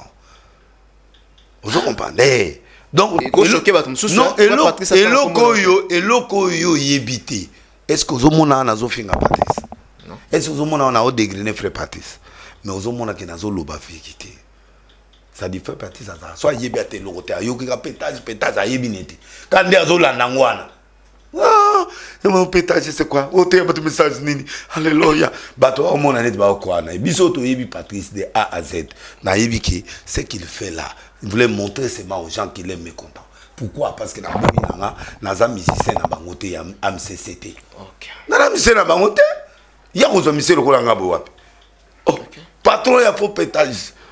Patron ya faux pétage. Koka moite na lola ba nuso na ba kota te. Ah bon? Oh, yo a dit lola mo ba lola. Ko benga mana Yesu e. Ye mo mutaye bango. Oui. Na lola banze ngapti lelo na ndimaka banze mo patiso ya kala. Na lela ngoti lelo suna na lela tona na besoin mo na ke na banze monewa. Ba lelo banze mo belé na senti ki banze ba mise belé lelo eza une inspiration. Ah mais ça te. Inspiration ça te. Ba komi na bango ba musique à business. OK. Natsko na ye na propétage un message o nazo te ya batu social. Parole na ndemla ya social. Banze monete ndela bandundu ozali kokene ke bana maindo beton. Ba député ba kufa na maindo bete. Ba kufa. C'est-à-dire les enseignements ya kolanda batu accoutrement, enseignement ya ngana yemi moi cité na yembi l'amour o ya nani boete na yembi l'amour du prochain na yemi bateau ba sali ba œuvre. Par exemple na nzembo no moko na jwa paragraphe mo lobby Kibonzemba Malili. Je décourage tous les gens qui sont célibataires parce que un célibataire ba hiver on a pas fonctionné. Nala marié même s'il fait froid je peux faire l'amour avec ma femme. Très bien. Très bien. Ce que yo célibataire, yé ça na hiver au sein. Au sein nini. Au luke kobot. Voilà. Copine moi ya so a été. Au côté masturbation, so les até au côté porno, so porno de au côté biloko mo za donc ki monzemba malili passé. Malili minyoko ekotoko parce que ozolamba yo moko ozosaba comme yo moko c'est trop difficile cette vie de célibataire. Il faut t'engager quand même quelque part. Je décourage quand même le célibataire pour aller se marier. Libaleza malamu bolingo ekotoko. Donc nazo comparer engalesi nzambe apesanga mama tina na tina osali omime omimaki omime donc ekokani nzambe apesanga mama tina na tina ça dit na paraphraser pour montrer non j'ai voulu montrer tout simplement que cette femme là Dieu me l'a na rapa ben omime OK mime na yipsi bango que nzambe apesanga ye na tina parce que na era pasi a consolanga na era ba difficulté a consolanga na honorer femme nanga na suka ya nzembo ya libala parce que na yembi libala je dois être exemplaire du mariage ngana divorce ta et belé va divorcer. C'est vrai aussi on attend à passer des consolatrices na oui mais muta formanga setina berer na yezali na pena la berer Mais nous formons un très bon couple. Nazoye mon pagan. Nazoye chrétien. Très bien. Nazoye na cinquantenaire vraiment pagan. Nana oteya yaza Liban. Les lois comme pasteur. Au moins que c'est un grand travail. Voilà. On a transformé un païen à commis chrétien. Bah les qui n'est pas païen, bah comme prophète. Donc c'est pas commis banane. Gloire à Dieu. Donc moi je trouve que j'ai gagné toute sa famille presque. Donc pourquoi les gens ne voient pas le positif que Denis Less est en train de faire? Bah tu es belé au monde église dans on est bah vrai bah pas nous bah bon wana. Bah passer Achille. Azayi muta théâtre. Azayi mwana mayo ba koya kana ba mayo wana na flevo ba braza ba. Lelo passer Achille pas na aza passer en France. Papa, j'ai fait des choses, j'ai transformé les païens, les bandits. Igo Ifaso, le prophète Igo Ifaso. C'est un païen, on a obéi en pleine campagne dans mon hôtel. On a bêté ça, on a bou à quoi il Liban. Les lois à prophète Igo, je suis fier de lui. Famille m'a pas bon Là, c'est bien. Oh, mais ça dit que les gens ne voient pas le travail que moi j'ai fait. Moïse, même pas commander un commun, il a reçu aussi mes conseils. Papa Mbi a mon Patrice, papa Mbi a mon Mokuna, mon passé Nyon sur Axas. Mais papa Mbi est venu chez moi. J'ai les images à Yako Kote Pananga. Dans la première prédication à Moïse, dans l'arche. Et ça a 19 minutes et quelques. Donc, à passer un moment, on a côté ça y est, moi, ma camp. Papa n'a pourquoi Moïse. Parce que moi, je vais mourir. Mais na répéta ngol alobi na nga Moïse mbi na maboko yango mbona na bundela po na Moïse atazo sala bakara na yemzo benga ya mbate na kipango te. Moïse pour moi c'est vraiment un héritage que son père m'a laissé. Quel que soit ses caprices qu'il peut avoir, moi je les soutiens. Je soutiens un peu trop. Dans un moment très difficile à tout passer. Voilà. T'appelais souvent. Oui. Nazala qui est au courant dans nos là, dans moment yando benga. Voilà. Donc au moment que bah tout pardon, to bosse une histoire Patrice. Après Moutou. Très bien. Voilà. Tout ça, si j'ai Moussousto solo langue vite fait en tout cas, pasteur Denis Less, prophète des nations. Il a voulu juste recadrer. Frère Patrice. C'était important pour. Voilà. Il faut vraiment que tu vas comprendre. Tu peux ça qui est temps à recadrer, donc à mettre les choses. Sans injurier, sans insulter, sans le mettre par terre, sans le diminuer. Voilà, il a tiré toutes choses au clair. Alors, tout est écran prophétique. Pour ça, là, on n'est pas na chaîne, n'est pas B1. À Zongili Angolisu. À Kepa na DJ. Et pas moi na ya arche. A bosani que mission place à Zaosa na DJ wana. Wana moi na ya arche. D'accord. OK. Donc il faut pas que akoka ataba poser ma question à la maîtrise quand il ne maîtrise pas. Ndenge mo pe na recadrer qui frère loko fait.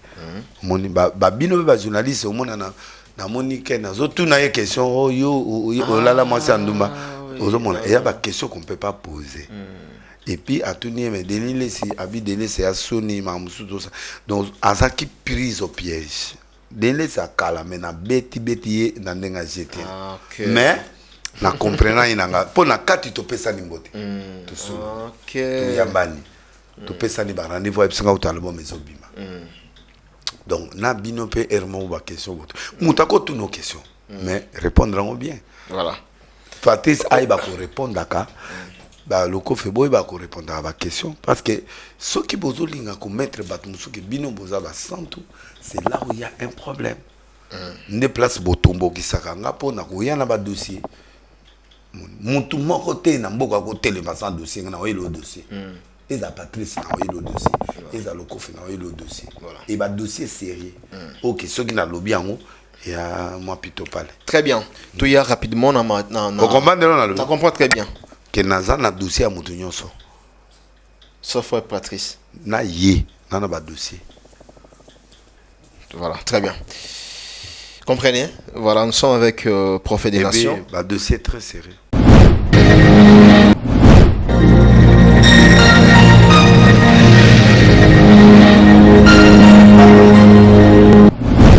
Tchet, c'est 10 cap la merveille et puis dehors. Bon amour, quand on soutenir Fondation Avinabiso. et ma meilleure fondation du sale ici. Ils ont assuré l'obsèque, ils ont assuré l'habitation en Europe. Pas dit la cause, ils ont assuré même l'assurance habitation. L'assurance qui assure la diaspora africaine. Et ma meilleure, Tala, yo ili susu, non, l'issal ici assurance. Yo olingi, on s'assurer, yako, assurance auto ezali, assurance rapatriement ezali, mutuelle de santé ezali, assurance auto ezali, nami susu oyo koluka, nioso ezali, nalisalisi assurance.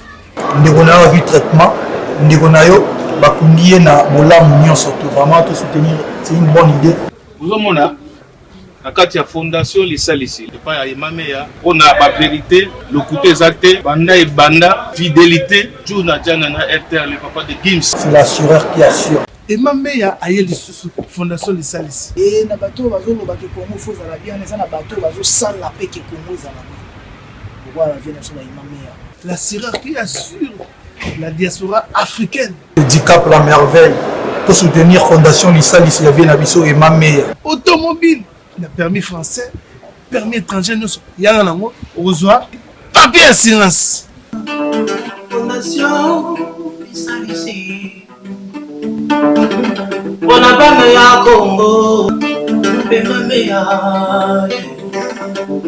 Fondation Lisalisi, solution pas ce qui pas n'était what. Ciao.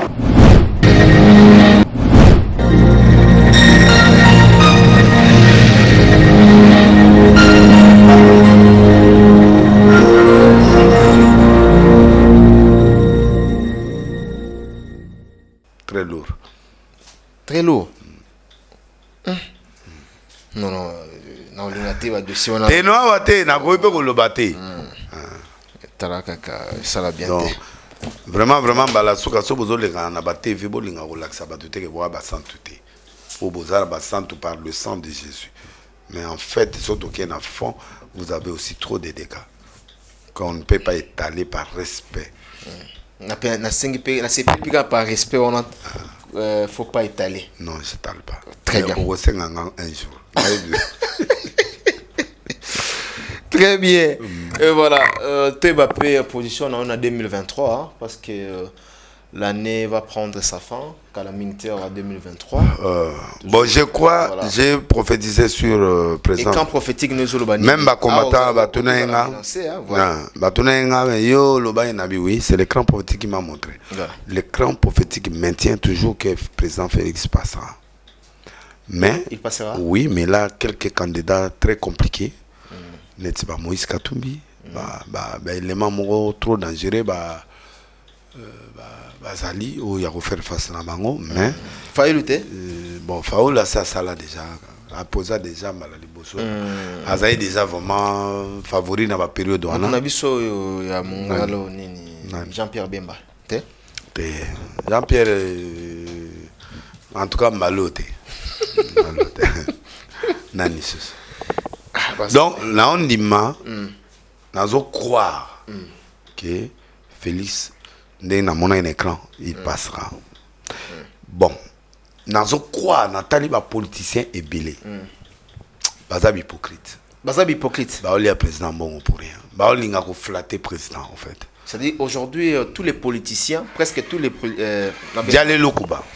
Pardon? Bazana Djale Lukuba. On est Bazaoye Mobutu. Oui. Ok. Le président Félix doit compter sur son parti, IDPS, et les alliés. N'est-ce pas? La monnaie bateau, moi quelques bateaux à vérité baza. Ok. Net au monnaie de Moïse Katumbi. Moïse Katumbi. Il dit la vérité à certains éléments, malgré qu'il y a un peu opposant, tout peut zanaïe. Mais il y a des sujets où il y a d'accord, il y a des sujets où il y a d'accord. Je préfère une personne comme ça. Ok. Deuxièmement, bateau Guy Luando. Ah, Guy Luando. Je crois en lui. Oui, je l'ai fréquenté. PC Bambote, oui. N'a fréquenté un homme politique et belé. So, Salelio, Boaction. Et puis, homme politique et belé, respecte la publicité, bisoté. Bazo que nous flatté, Batoloko, là, Condé. Tu vois, beaucoup de politiciens. Balingi, Batoloko, Condé. N'a pas ces exemples. La confession religieuse. Dans les confessions religieuses, il y a catholique, il y a protestant. Tant que protestant et catholique, ils ont pris l'église net vous voyez na l'église oyo normalement ba cause la aligné na kata confessionnal religieux. OK. S'il vous plaît hein, mes frères. Bazolanda yo na boke. Bozana public ebele. Ce qui au moni ba tona ba koti. C'est parce que bali ba côtoyer ba public na ba. OK. Ba mpe balongo. OK. Ba ngunza. Parce que les chrétiens ne croient pas à ces gens-là.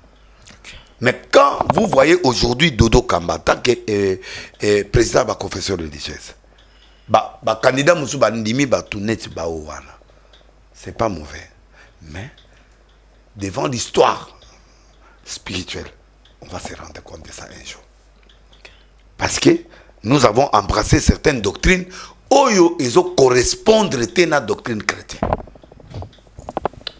Bon, les gens n'en parlent pas, mais moi je suis prophète. C'est ça qui crée le mélange. Okay. Maintenant, dis-moi cette structure-là. Si aujourd'hui on doit enseigner la population, on doit enseigner quoi? Condé est dans la confession religieuse, mais Condé n'est pas chrétien. Bozo critiquer Jinaï. Bozo critiquer méthodologie naïe. Ya olia banyamate. Siko bino bozo lia banyama. Yi azolia nyama. Olia tewi. Na batone. Siko to sanganande. Hypocrisie. Il cherche la foule de Condé. Okay. Au fond, il ne croit pas à Condé. Au moins, il ne croit pas à Condé.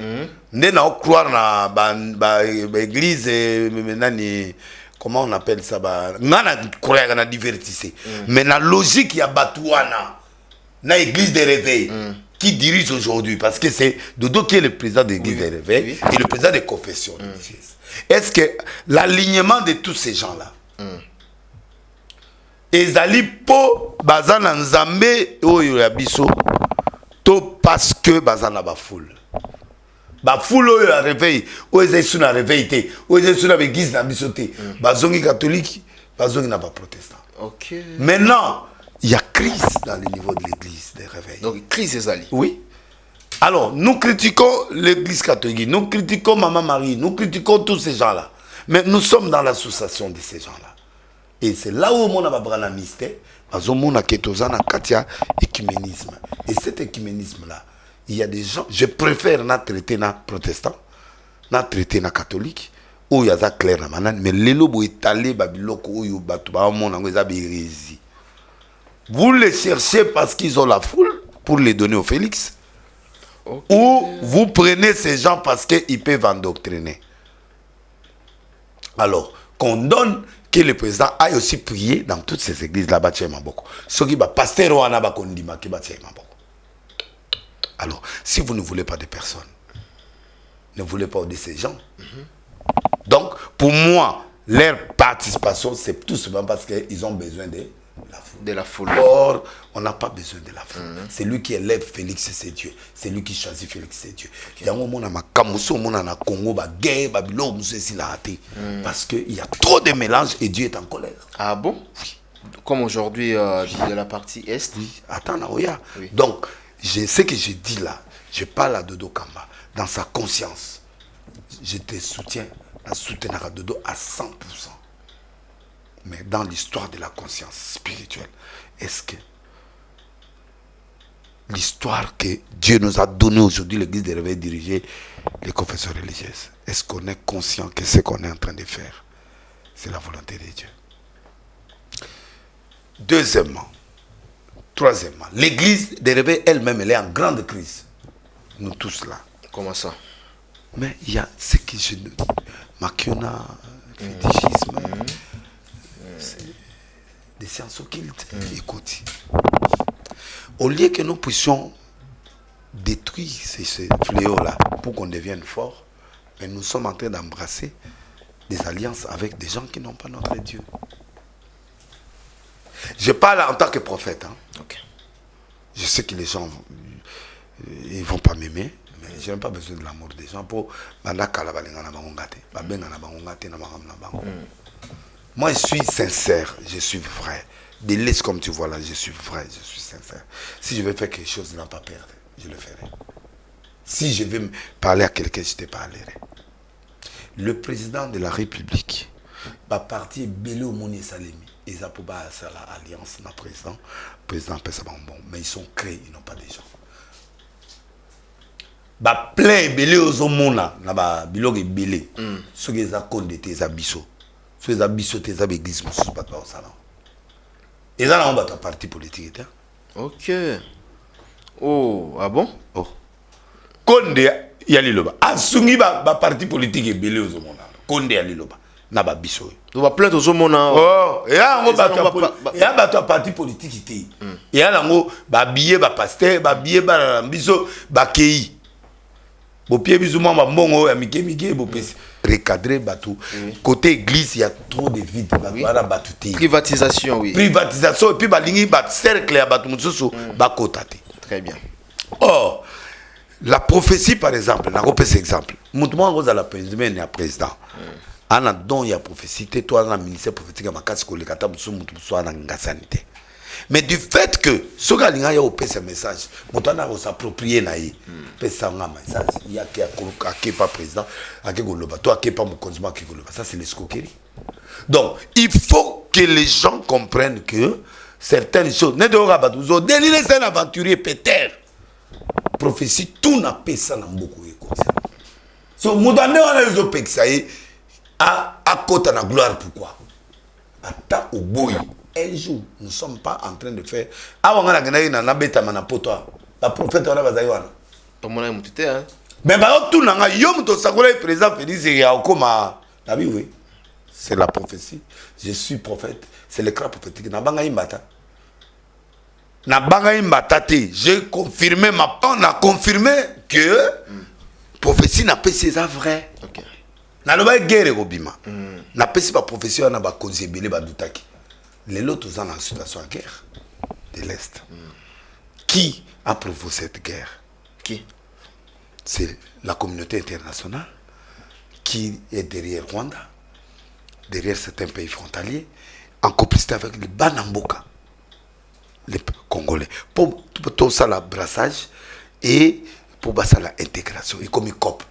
Surtout si moi, 2-3 mboka, tout ça, pour négocier. Mouta c'est gens côté autotier général a commis général na kin. A bomi bande ko na biso to commis sikoyo kolia na esa ni moko to me. Ermo ba combattant pe ya poto ermo ba na pe na raison. Quelque part. Après c'est bon raison. Oui des fois oui. Ba même biloko na ba bazo loba muso eza vrai. Bango bazo lela pona économie ya mboka. Ba lingi social e bonga po bango bazo tinda mongo ba osa musala bo na biver. Ba souffrir de misala na sikoyo ils ont souffert. Ya on azo luka.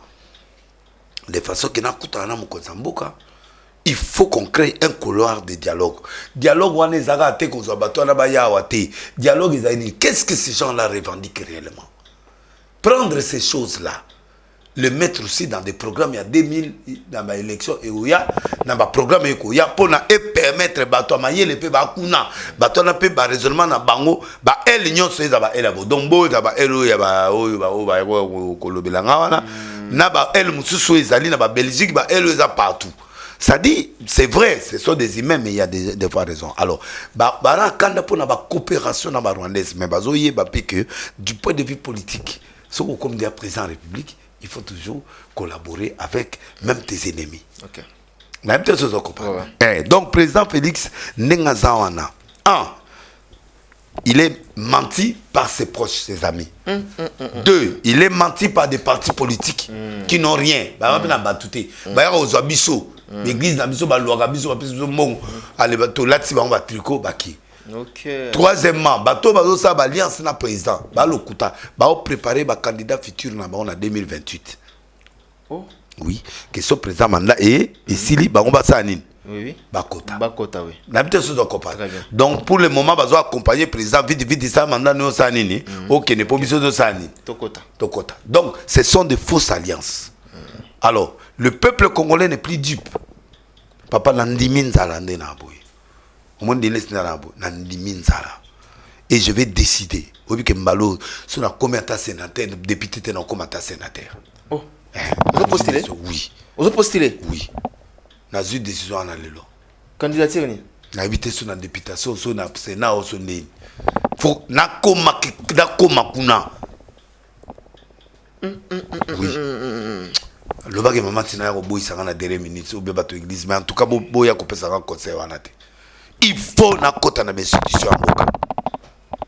Na kotika bango boyité. Bo sanga na biso to. To pesa no pouvoir après bino boya moi 1000 moi 300 moi nini yo moni biso to bato ba 1000. To latisi bino ba bo latisi biso ba tricot bo latisi biso ba tricot. Papa ba biloko ba play belo yo mona rawa. Yeah. So ok pas qu'on est dans un compte devant quoi au coût un nombre de au quota oui nazala déjà on a des et au monde na banda on a biso bazoya ko cité biso poto la tabato na biso ba tricot ba la ba membre parti mais la tricot il y a le soleil aki le soleil papa soleil benzo kande to la biso ba to parti bon que nous tala ba carte na bango ba to ba s'inscrire et ce nombre on est cause un nombre ba moi au monde. Alors, bis peut passer, peut avoir la décision, peut être ça bien sous batouté. Donc, bref, il y a trop d'hypocrisie dans 5%, Azala trop vigilant. Dans l'élection, Azala éveillé parce que Batubélé ou Alliance non baza créé. Ça dit bala batouté. Bala batouté, oui. L'église est très na batousuko, ça l'église a un peu valon wana. Ba mvouvoa na wana, batouan l'église nani ba branamiste na banani wana. Tu vois, le réveil est en division. Au côté bantu ba hôtel mais la dodo.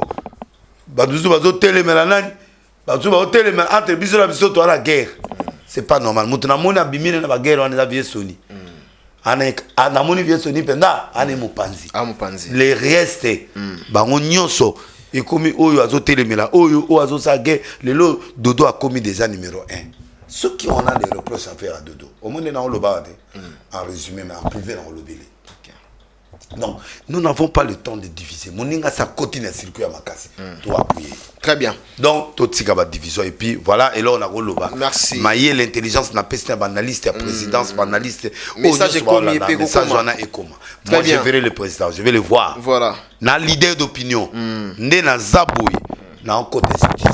Ok, Torchao Maboko. Ngana okota so na bopie ngana za député na koti. So bolobi na kende Sénat na ki. Mais au moins je dois un ministre men na ndimi chiko. Ah, ministre. Na ndimi. Ministre. Na oli atsuti. Ah bon, na ministère. Ministère ni na souhaite. Na onyo so ba pesa. Na sala. Ouais. Natanga pe na des diplômes ya minene. Théologie na diplôme à droit. Donc na zama ele na parvenité. Bango PCP ministère ya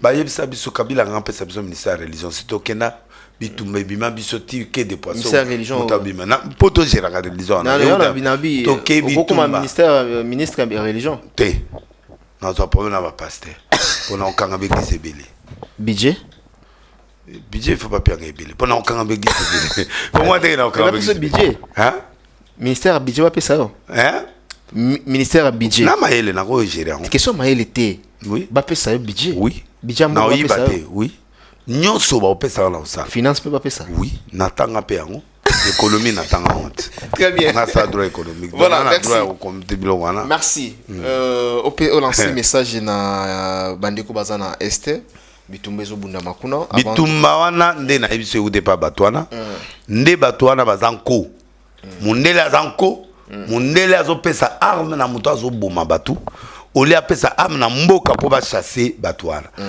toza na embargo bakosa biso te on est dans l'embargo po to somi ba arme ba français ba bloquer biso ba arme to longwa na francophonie to longwa to koma to benga ba russe ba yekolisa biso ba russe ba yekolisa na ba chinois na ba japonais na batwana na biran no banani to na éviter parce que ba russe ba kopesa biso arme to bunda to beta batwana ba to tekla biso arme te to bunda na ba onde et puis congolais nyonso asarole pour permettre to comme belé pour to bunda to buter batwana dehors président république na gouvernement na mi ba réfléchir to bima na francophonie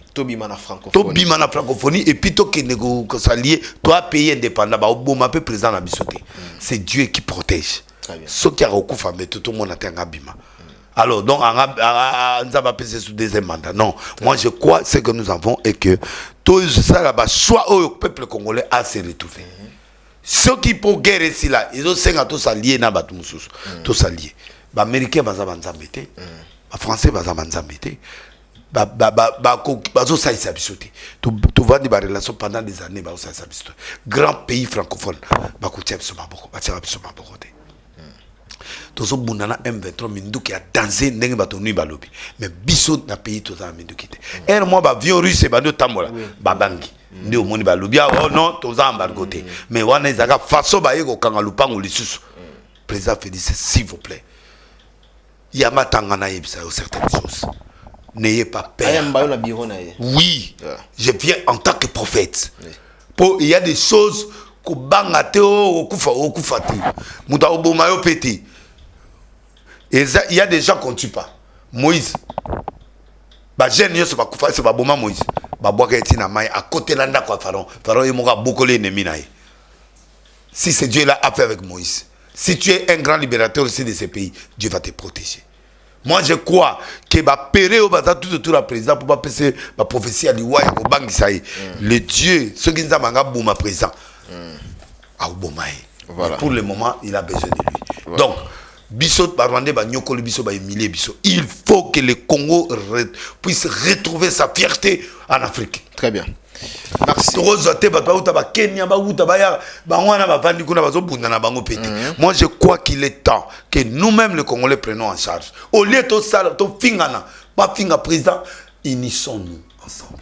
Et les gens de l'opposition, et les gens y en a, ils sont tout au bunda contre l'ennemi Moko, l'extérieur et la communauté internationale. Moi je crois que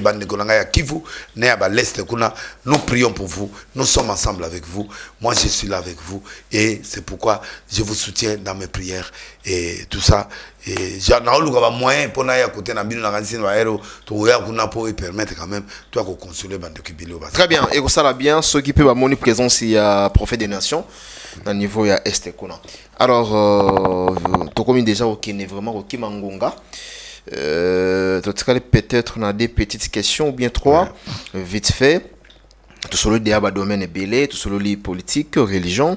Et là maintenant tout côté dans le domaine Italie à musique parce que bien que déjà tout sur le qui une partie il y a musique, les lots embrassé déjà carrière pour Moussoussou.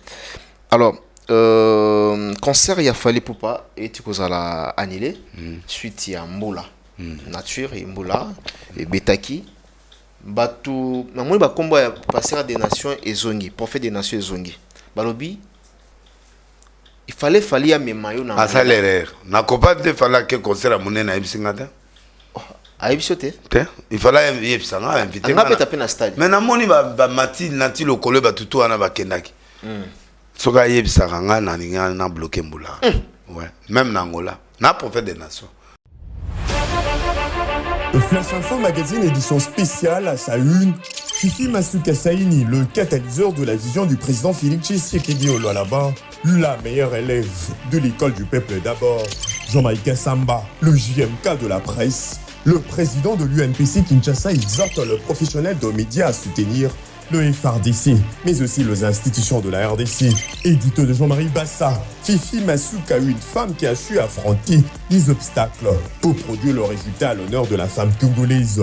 Pour l'éditeur, la gouverneure à l'intérim du Lualaba incarne l'image d'une femme au courage des hommes qui a relevé le défi au Lualaba.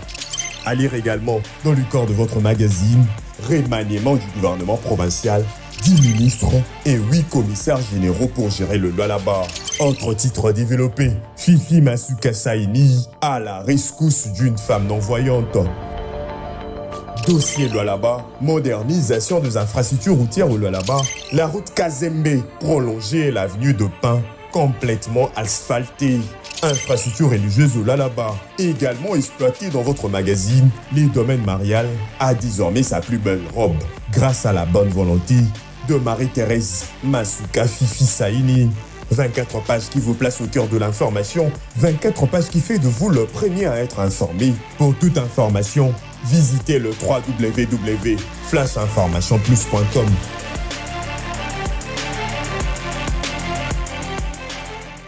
Et l'accident. Il y a un stade de Bloga. Oui. Parce que 80% ils allaient qu'il y a risque les jours là, il y a le 29 octobre. Oui. Ngam na bloqué. Ils ont bloqué. Na la chambre dimanche. Tu sais tout le monde qui a baisé boyé. Oui. Na rien au bloqué et puis na robenga full baya. Ma beleza ya tata. Vous en a s'écrire au Kangambula ou bien. Na ça, mais il y a Kangate. Yo za chrétien. Il y a 3 ans et demi. Oui. Donc so ki na Angola ngoka. Engebeta te. Engebeta coin ti bato atoni na kati pi. Wana mboka na hotel. Na lobi na prophète des nations, c'est-à-dire mboka nyos na komanda ma opesa. Bo fala tiko so. Na comprendre te fali. Moi erreur mon gars mukega peut-être ayibi bon et si mala kuna. Même ba tout biso tout ba ke ba nati ba tout ba zai kuna. Na bana do itikala ikanga. Il faut benga nga so ke ba mboke bele il faut benga nga pona ke na kosambela po na makambo ebele beba. Po mutu to andimi musique suko ke ba zape ba frère na biso. OK. Tout le monde va preuve, tout le monde va sauter, va passer, va bini, va bina, va passer, va tout ça. Et comment est-ce qu'on a, et comment le rubrique, et comment à niveau mobile, avant concert et à stade, il faut pasteur de Nile s'assembler. Il faut l'ensemble là. Pour plein zala, moule bétate. Ouais, il faut l'ensemble. Pour pas mon appel beaucoup. Mais il s'est fait zala péka bon. Eh, ça bon. Mérite à moi là, mais ça bon. Et puis jour qui t'a on a une sur internet, c'est un jour avant qu'il ne poto. Oui. Na kanga faut na kanga ngote ngebeba stade ngina mule ngebeta makasi ende ça ba dégâts ouais yo mon stade ebi ça ba ngolo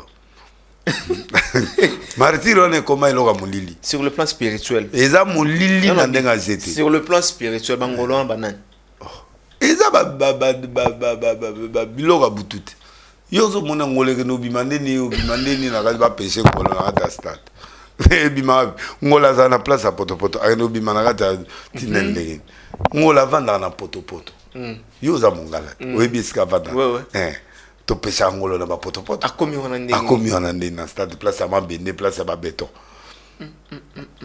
et puis à minen ça dit mboko yezo tamana des choses oza mulili oza na nzambe so oza mulili o mona makamwana au stade on a yo kende ba tuzu ba boyo ba to mona stade te ponga zo to kutana pale au tu na ngambi écran prophétique lobini obsegen na c'est plein et sima passe ngambi plein moule yo beta vendredi ngana zanda kwa fali bon na mama ke na la ketchup do za na loza ba kolia bilama na nga fali la nga valise mba. Bon? Bilama na obeta na stade na lata na stade. Na misusu ya ba réserve. Donc bref, mulili ayi makasi. Banga ba baby sa concert na ngeza le lo mo ya stade. Donc menu azala kitoko. Et pays boyi ba tout 3000 ta 4000 ba kufi. Ella. Ya omoni ba ye okufa ba côté à Porto wala na kate eloko zaite. To kanga im pour protéger déjà kate. Ya kate za ya obeba. Ya obeba. Ya omwe mvula dimanche ande sai badeka pona la shaki mvula nyoso kangama samedi et que le dimanche malheureusement jura ba kilte ba passer au limsa. Voilà, oyambi nzembo ya faire gola ndenge nini marionnette et puis aujourd'hui aux hommes on a fait ali razo kene. Bon. Ferré a fait la bonne musique. Ferré a fait la bonne musique mais il a rappé te wana rap wana bendanga ikotingate. Abeti kitoko banze monyoso ba rumba trap me wana benda o ba vanda na mai wana te parce Kofi peut rapper non Kofi a tout rappé malgré déjà rappa kala mais yo mona ba musique akala so disque bimi bato bazo kende na befori ozo mo zo ezali sauter vente en ligne ya ngona zo lo bata vente en ligne c'est un problème te mais ko yo il faut yo ga ekolo kito ba dormo luka nzemba ko luka. Mais faire ayemi bien. Banze monenyo soit kitoko sauf ngwana nga yikote ngate. Lelo na ika uyo moloba ki no falaza musika. Ozo mona faire a combien pemben ou bien même point d'égalité fallait à loin. Faire évoluer puis à master ta grand à côté ne sikonga na lingaka. Côté ni. Fallait achi. Oh yachi. OK. Fallait achi stade yachi. OK. Ateko na 2023. Au point de la paix na stade. Pourquoi pas? Ozala? Soka invité nga. Bangonde ba domo na ngane de na amutu. Bagolo ba ozala fâché. Ba za fâché ndeni. Na bien pasteur Konde abondela ki pona falite. Abondeli pona wengete. Oui. Tout ça batu na pali ande ko nga. Na yebisa batu, c'est mon frère. Ah moi nga petit frère nga propre. Ozo comprendre. To di côté moko. Et l'obité que na on dit ma vérité. Je crois faire. Ah on a lobby vérité. Neti nzemwana Bon, peut-être style tout, Batouazoboya, on a débiné Baboya Nzinzi. Mais à Meki quand même. Il a fait tout ce que musique nyoso nenge beta maga Meki en wa beta. Mais ngai peut-être écoute ngate po nze mwana. Écoute tu pour nani pour rap ezali ou te rap te ndenge maminga nze maona o comprendre na te donc dans ce bien na honte. Bato belé pe ba lobi yango ezaka ngai te oyebi yango très bien. Ah, ko wanga na tengana za direct. Yo na émission non na linga pona direct. Voilà. But otuni ganze mwana. Oyebi ganze mwana. Isa chanson récente hein. Oui mais bato olingango monde entier olingango mais tu retrouver le padre. Ah, on retrouver le padre. Mais ils ont Zembo. À quel horizon nyonso à Meki. Mais il a fait un bel album. Très bien. Nani comment on nani marionnette non nani album nani nani dynastie Zakitoro. Ah dynastie. Dynastie vraiment il a fait rythme nyonso presque peut-être à quel horizon on a peu pour ça la rap tout ça bon. Moni Kofi c'est un grand musicien à Kala. Et là on peut normalement c'est pas une affaire à reconnaître Kofi à reconnaître papa ça c'est un élément qui n'était pas chez Ferré. En tout cas félicitations Ferré là tu fais et là on a besoin Ferré baba na na bazo finga biswana ce qui est arrivé bolunga Ferré te me ba okota ba boloko oh yo pengo kangisa bat te na kangisa te me mwana na tentation zo ngana kangisa mais non sur ma cause te mai cause bato na biloko na te na éviter na début tout comme on était à zone le bara bêtise de délire si boyer tout ça y banane Roland Arban on a été mais faire bien jouer et puis à comme na gueule ce qui est dit ouais tata en bêta esplanade moi bilonga na liga faire oh ya fabia ya goga ya bitumba et oli ya kofinga bitumba sur les terrains ndenga la délire et o tel la événement ngapa na oh non dodo a salé lo boy excité ngapa na sali donc ne a godé pour ya sali ah vous avez godé mikolo bilo sala neki c'est quoi là ta te ah kobina na ba dance mo ba dance mo ah godé boy ils ont dansé ni nango ya danse akitabu tigaye muda niveau ya yo on a pétage car tout tout pétage de la musique mutu ça dit a craquer dans sens que azo mona neti bato nzambe ondre nzambe atiki Congo donc alela ima mubutu zonga alela okate alela na ye po wode par exemple moi sensible ndio komi ndeko nango komi sensible trop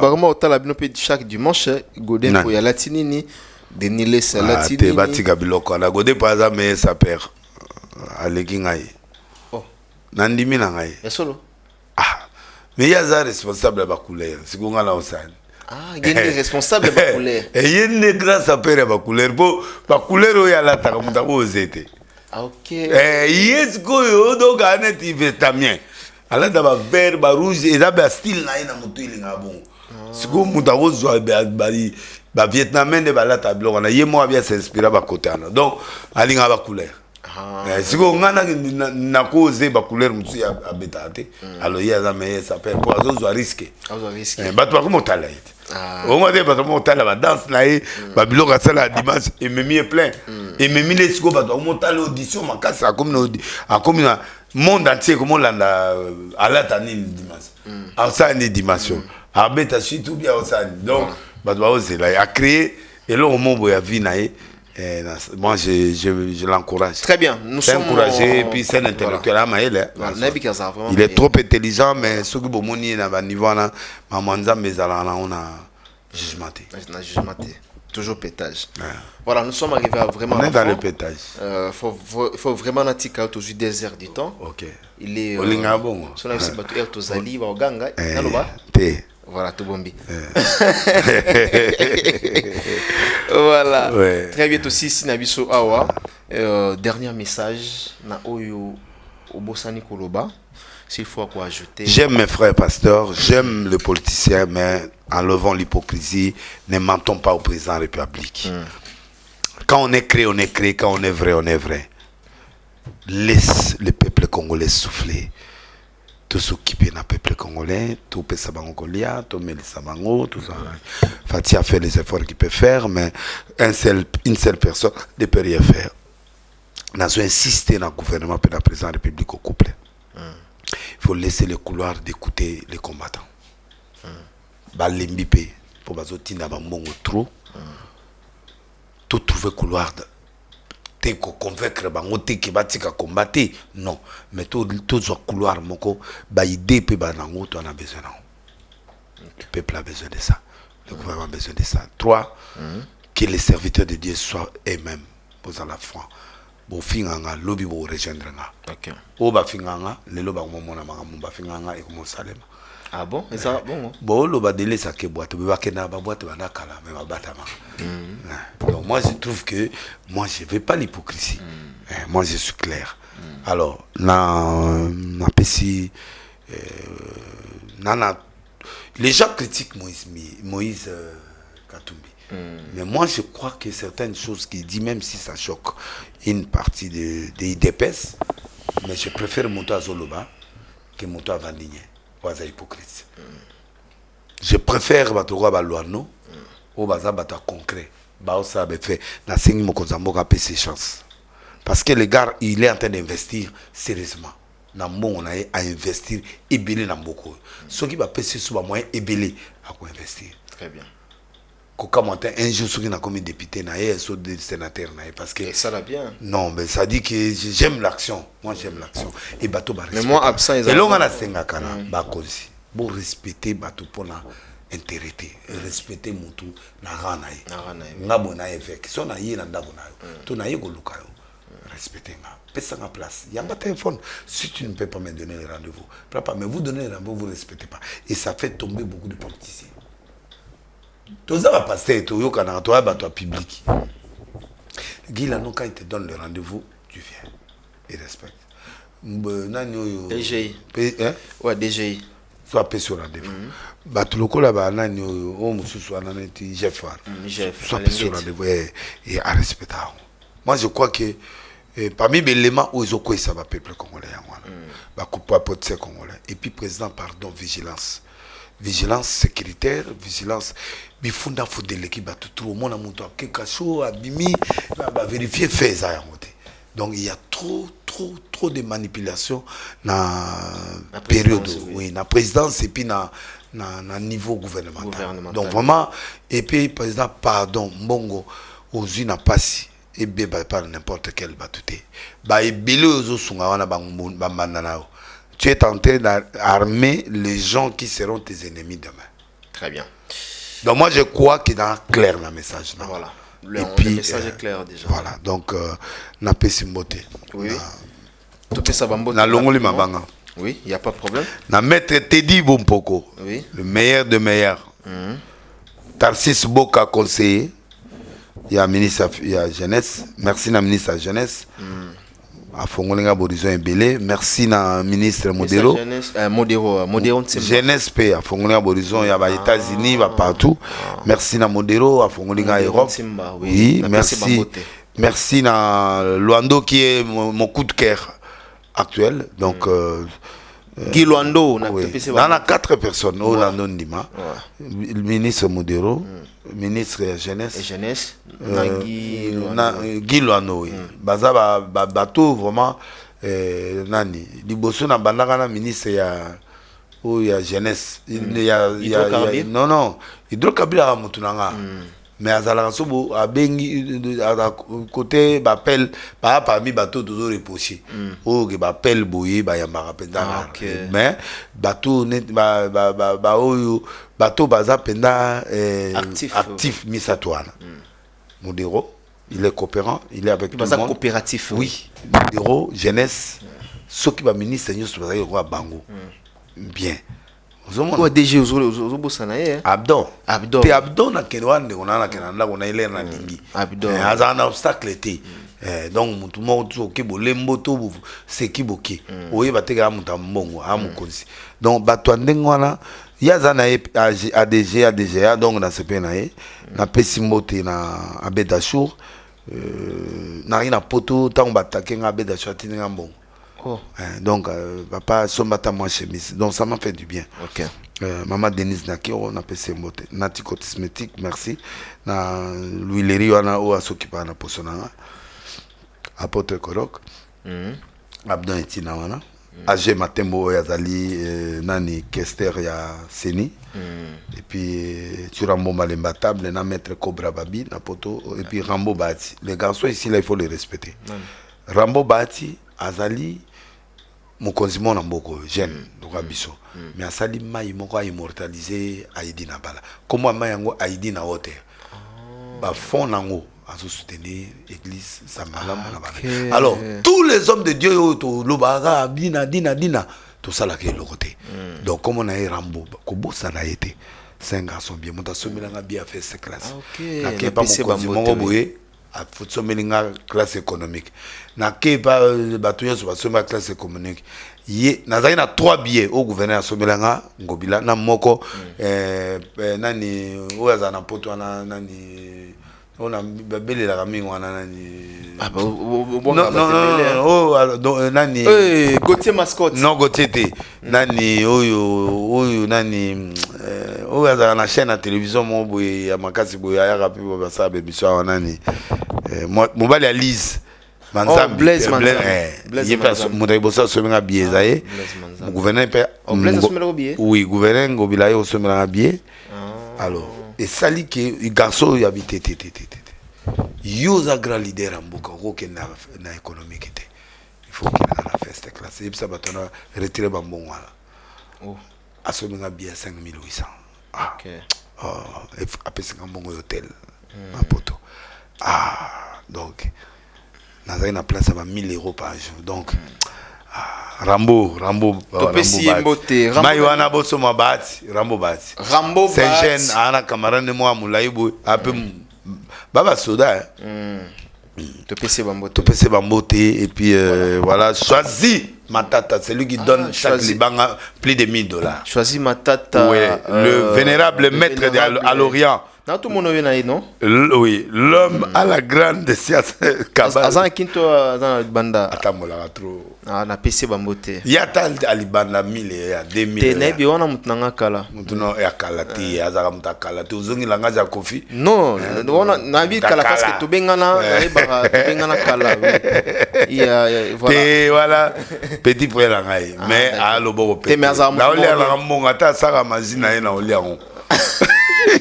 Na oli da okupate mais okufa ça dit pas jamais il y a les maîtres vénérables ya Orient azali munda kabal akabal suf yubanga ngabanga ede yubanga kiste te yupena ndoki ba opeso mbongo na ozwa même nganga pienga dim na olia ndumba na olia banduma bakeseni banduma de mompono boye apaka juma bango nyoso na olia ba pesio na zata 2000 francs na ozwa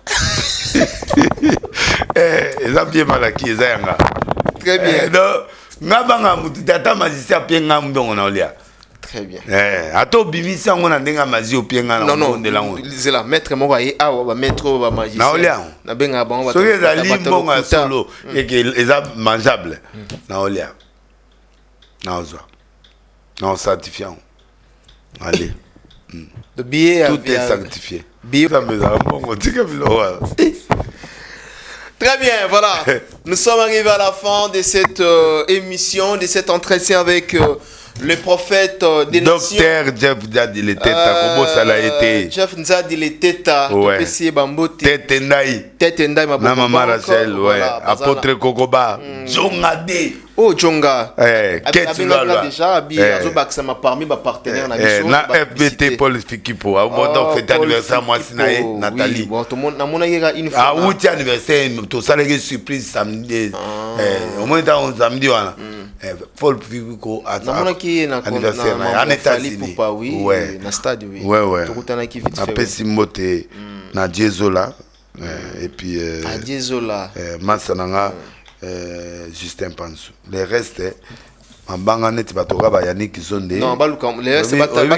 Oui, Yannick Zonde non. Batala repêchage. Yannick Zonde, Fondation Mulundu. Yannick Kinia. Yannick Kini ape moto na biso. PC Bambote Yannick Kini. Mohamed Moleka. Stone Mukendi. Moleka. Nazo bengo zo yambanga te Stone Mukendi. Nicolas zo yambate. Na kopande te. Voilà. Ozuite Mikolo bien ndeni. Mais biso to lingaka na ozwa na ozwa te. Mususu pe Ibrahim Ilunga. Obi Ibrahim Ilunga. Ibrahim Ilunga. Mususu azana katanga ana mbongo. Mutongo ngana otama amakasi. Ya makasi amisa. Tamuta ishate. O masola isaite. Teyete. Wala ozoloba nzapa. Ibrahim nzapa ina Mutetela mususu wana ba petit nanga ba nouveau patron. Très bien. Moni so moni bato bazara vra na biso. Zo mona ba kombo ezoya. Kombo ezoya. So mo kima mabe. So mo kima mabe. Mabe ba kima. So koti mabe. O vivre ndeni. O faut vivre à la Libanga. Voilà. Libanga ndeni biso bato za nango. Très bien. Merci papa. Je crois bien que nous sommes arrivés à la fin. Chaque mercredi, vendredi na Arche Boya na Zongeli. Oui, en forme na Sakoli. Ni Sakoli ba délivrance. Oui. Papa nous sommes battu plein. Merci. Très bien. Papa moula mercredi 16h. Vendredi 16h, Mboloko 87 à la Matete, dimanche 9h. Merci Ndeng Salinga confiance Bozongi Belé pe Bozoya ko continuer. Merci vraiment. Très bien. On se retrouve prochainement. Merci na Fifi Mbese. Au carré, Gauthier Mascotte. Ezanzela. Oui. Ezaki pe solo? Oui. Très bien. Gauthier Mascotte, nani Olivier Belezi a pesé un Mercedes 400. Ils appellent Nanzel. Il y a un côté maman soate. Ah d'accord, là c'est bien. Oh la zaïna on a pas combattant. Ah d'accord. Beaucoup de Christelle Blanchot. Nani? Christelle. Tena lukiete. Christelle a muta okuta na mingi te. Pona? Voilà, c'est pas un pétage. Mitenge? Et à mon mitenge pas. Minigi? Faut oyo kima. Mutu na yote. C'est hier na clip né. Soit rien à kin ma pour la clip. Oh là là.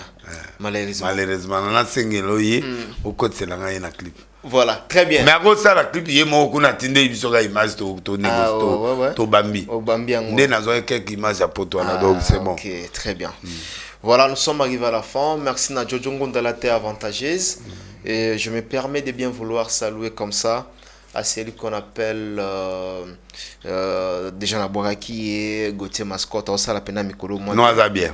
C'est un bon garçon. Vrai moto. Non, il a le bon.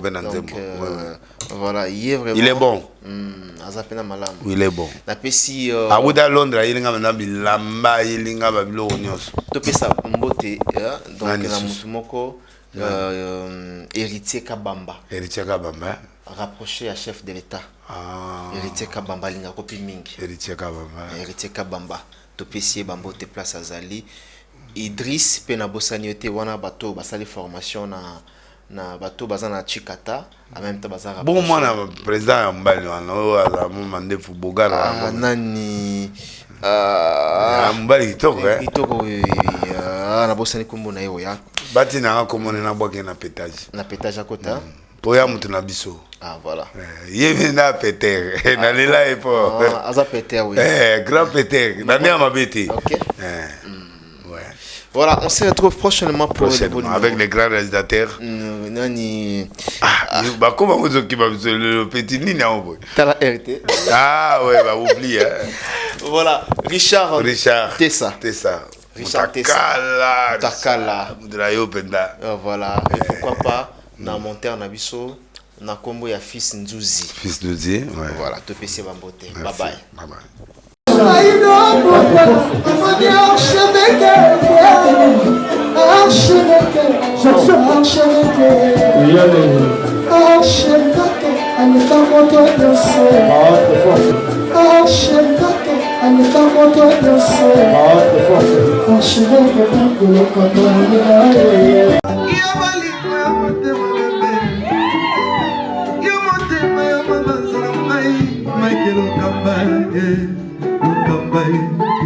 Michael Okamba,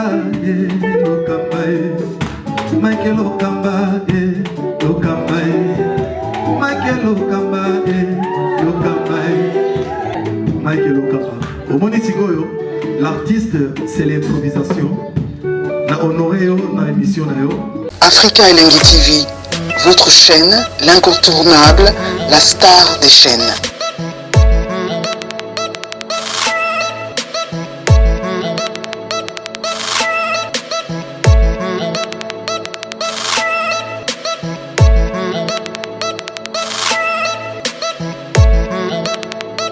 Africa Elengi TV, la magie de l'info.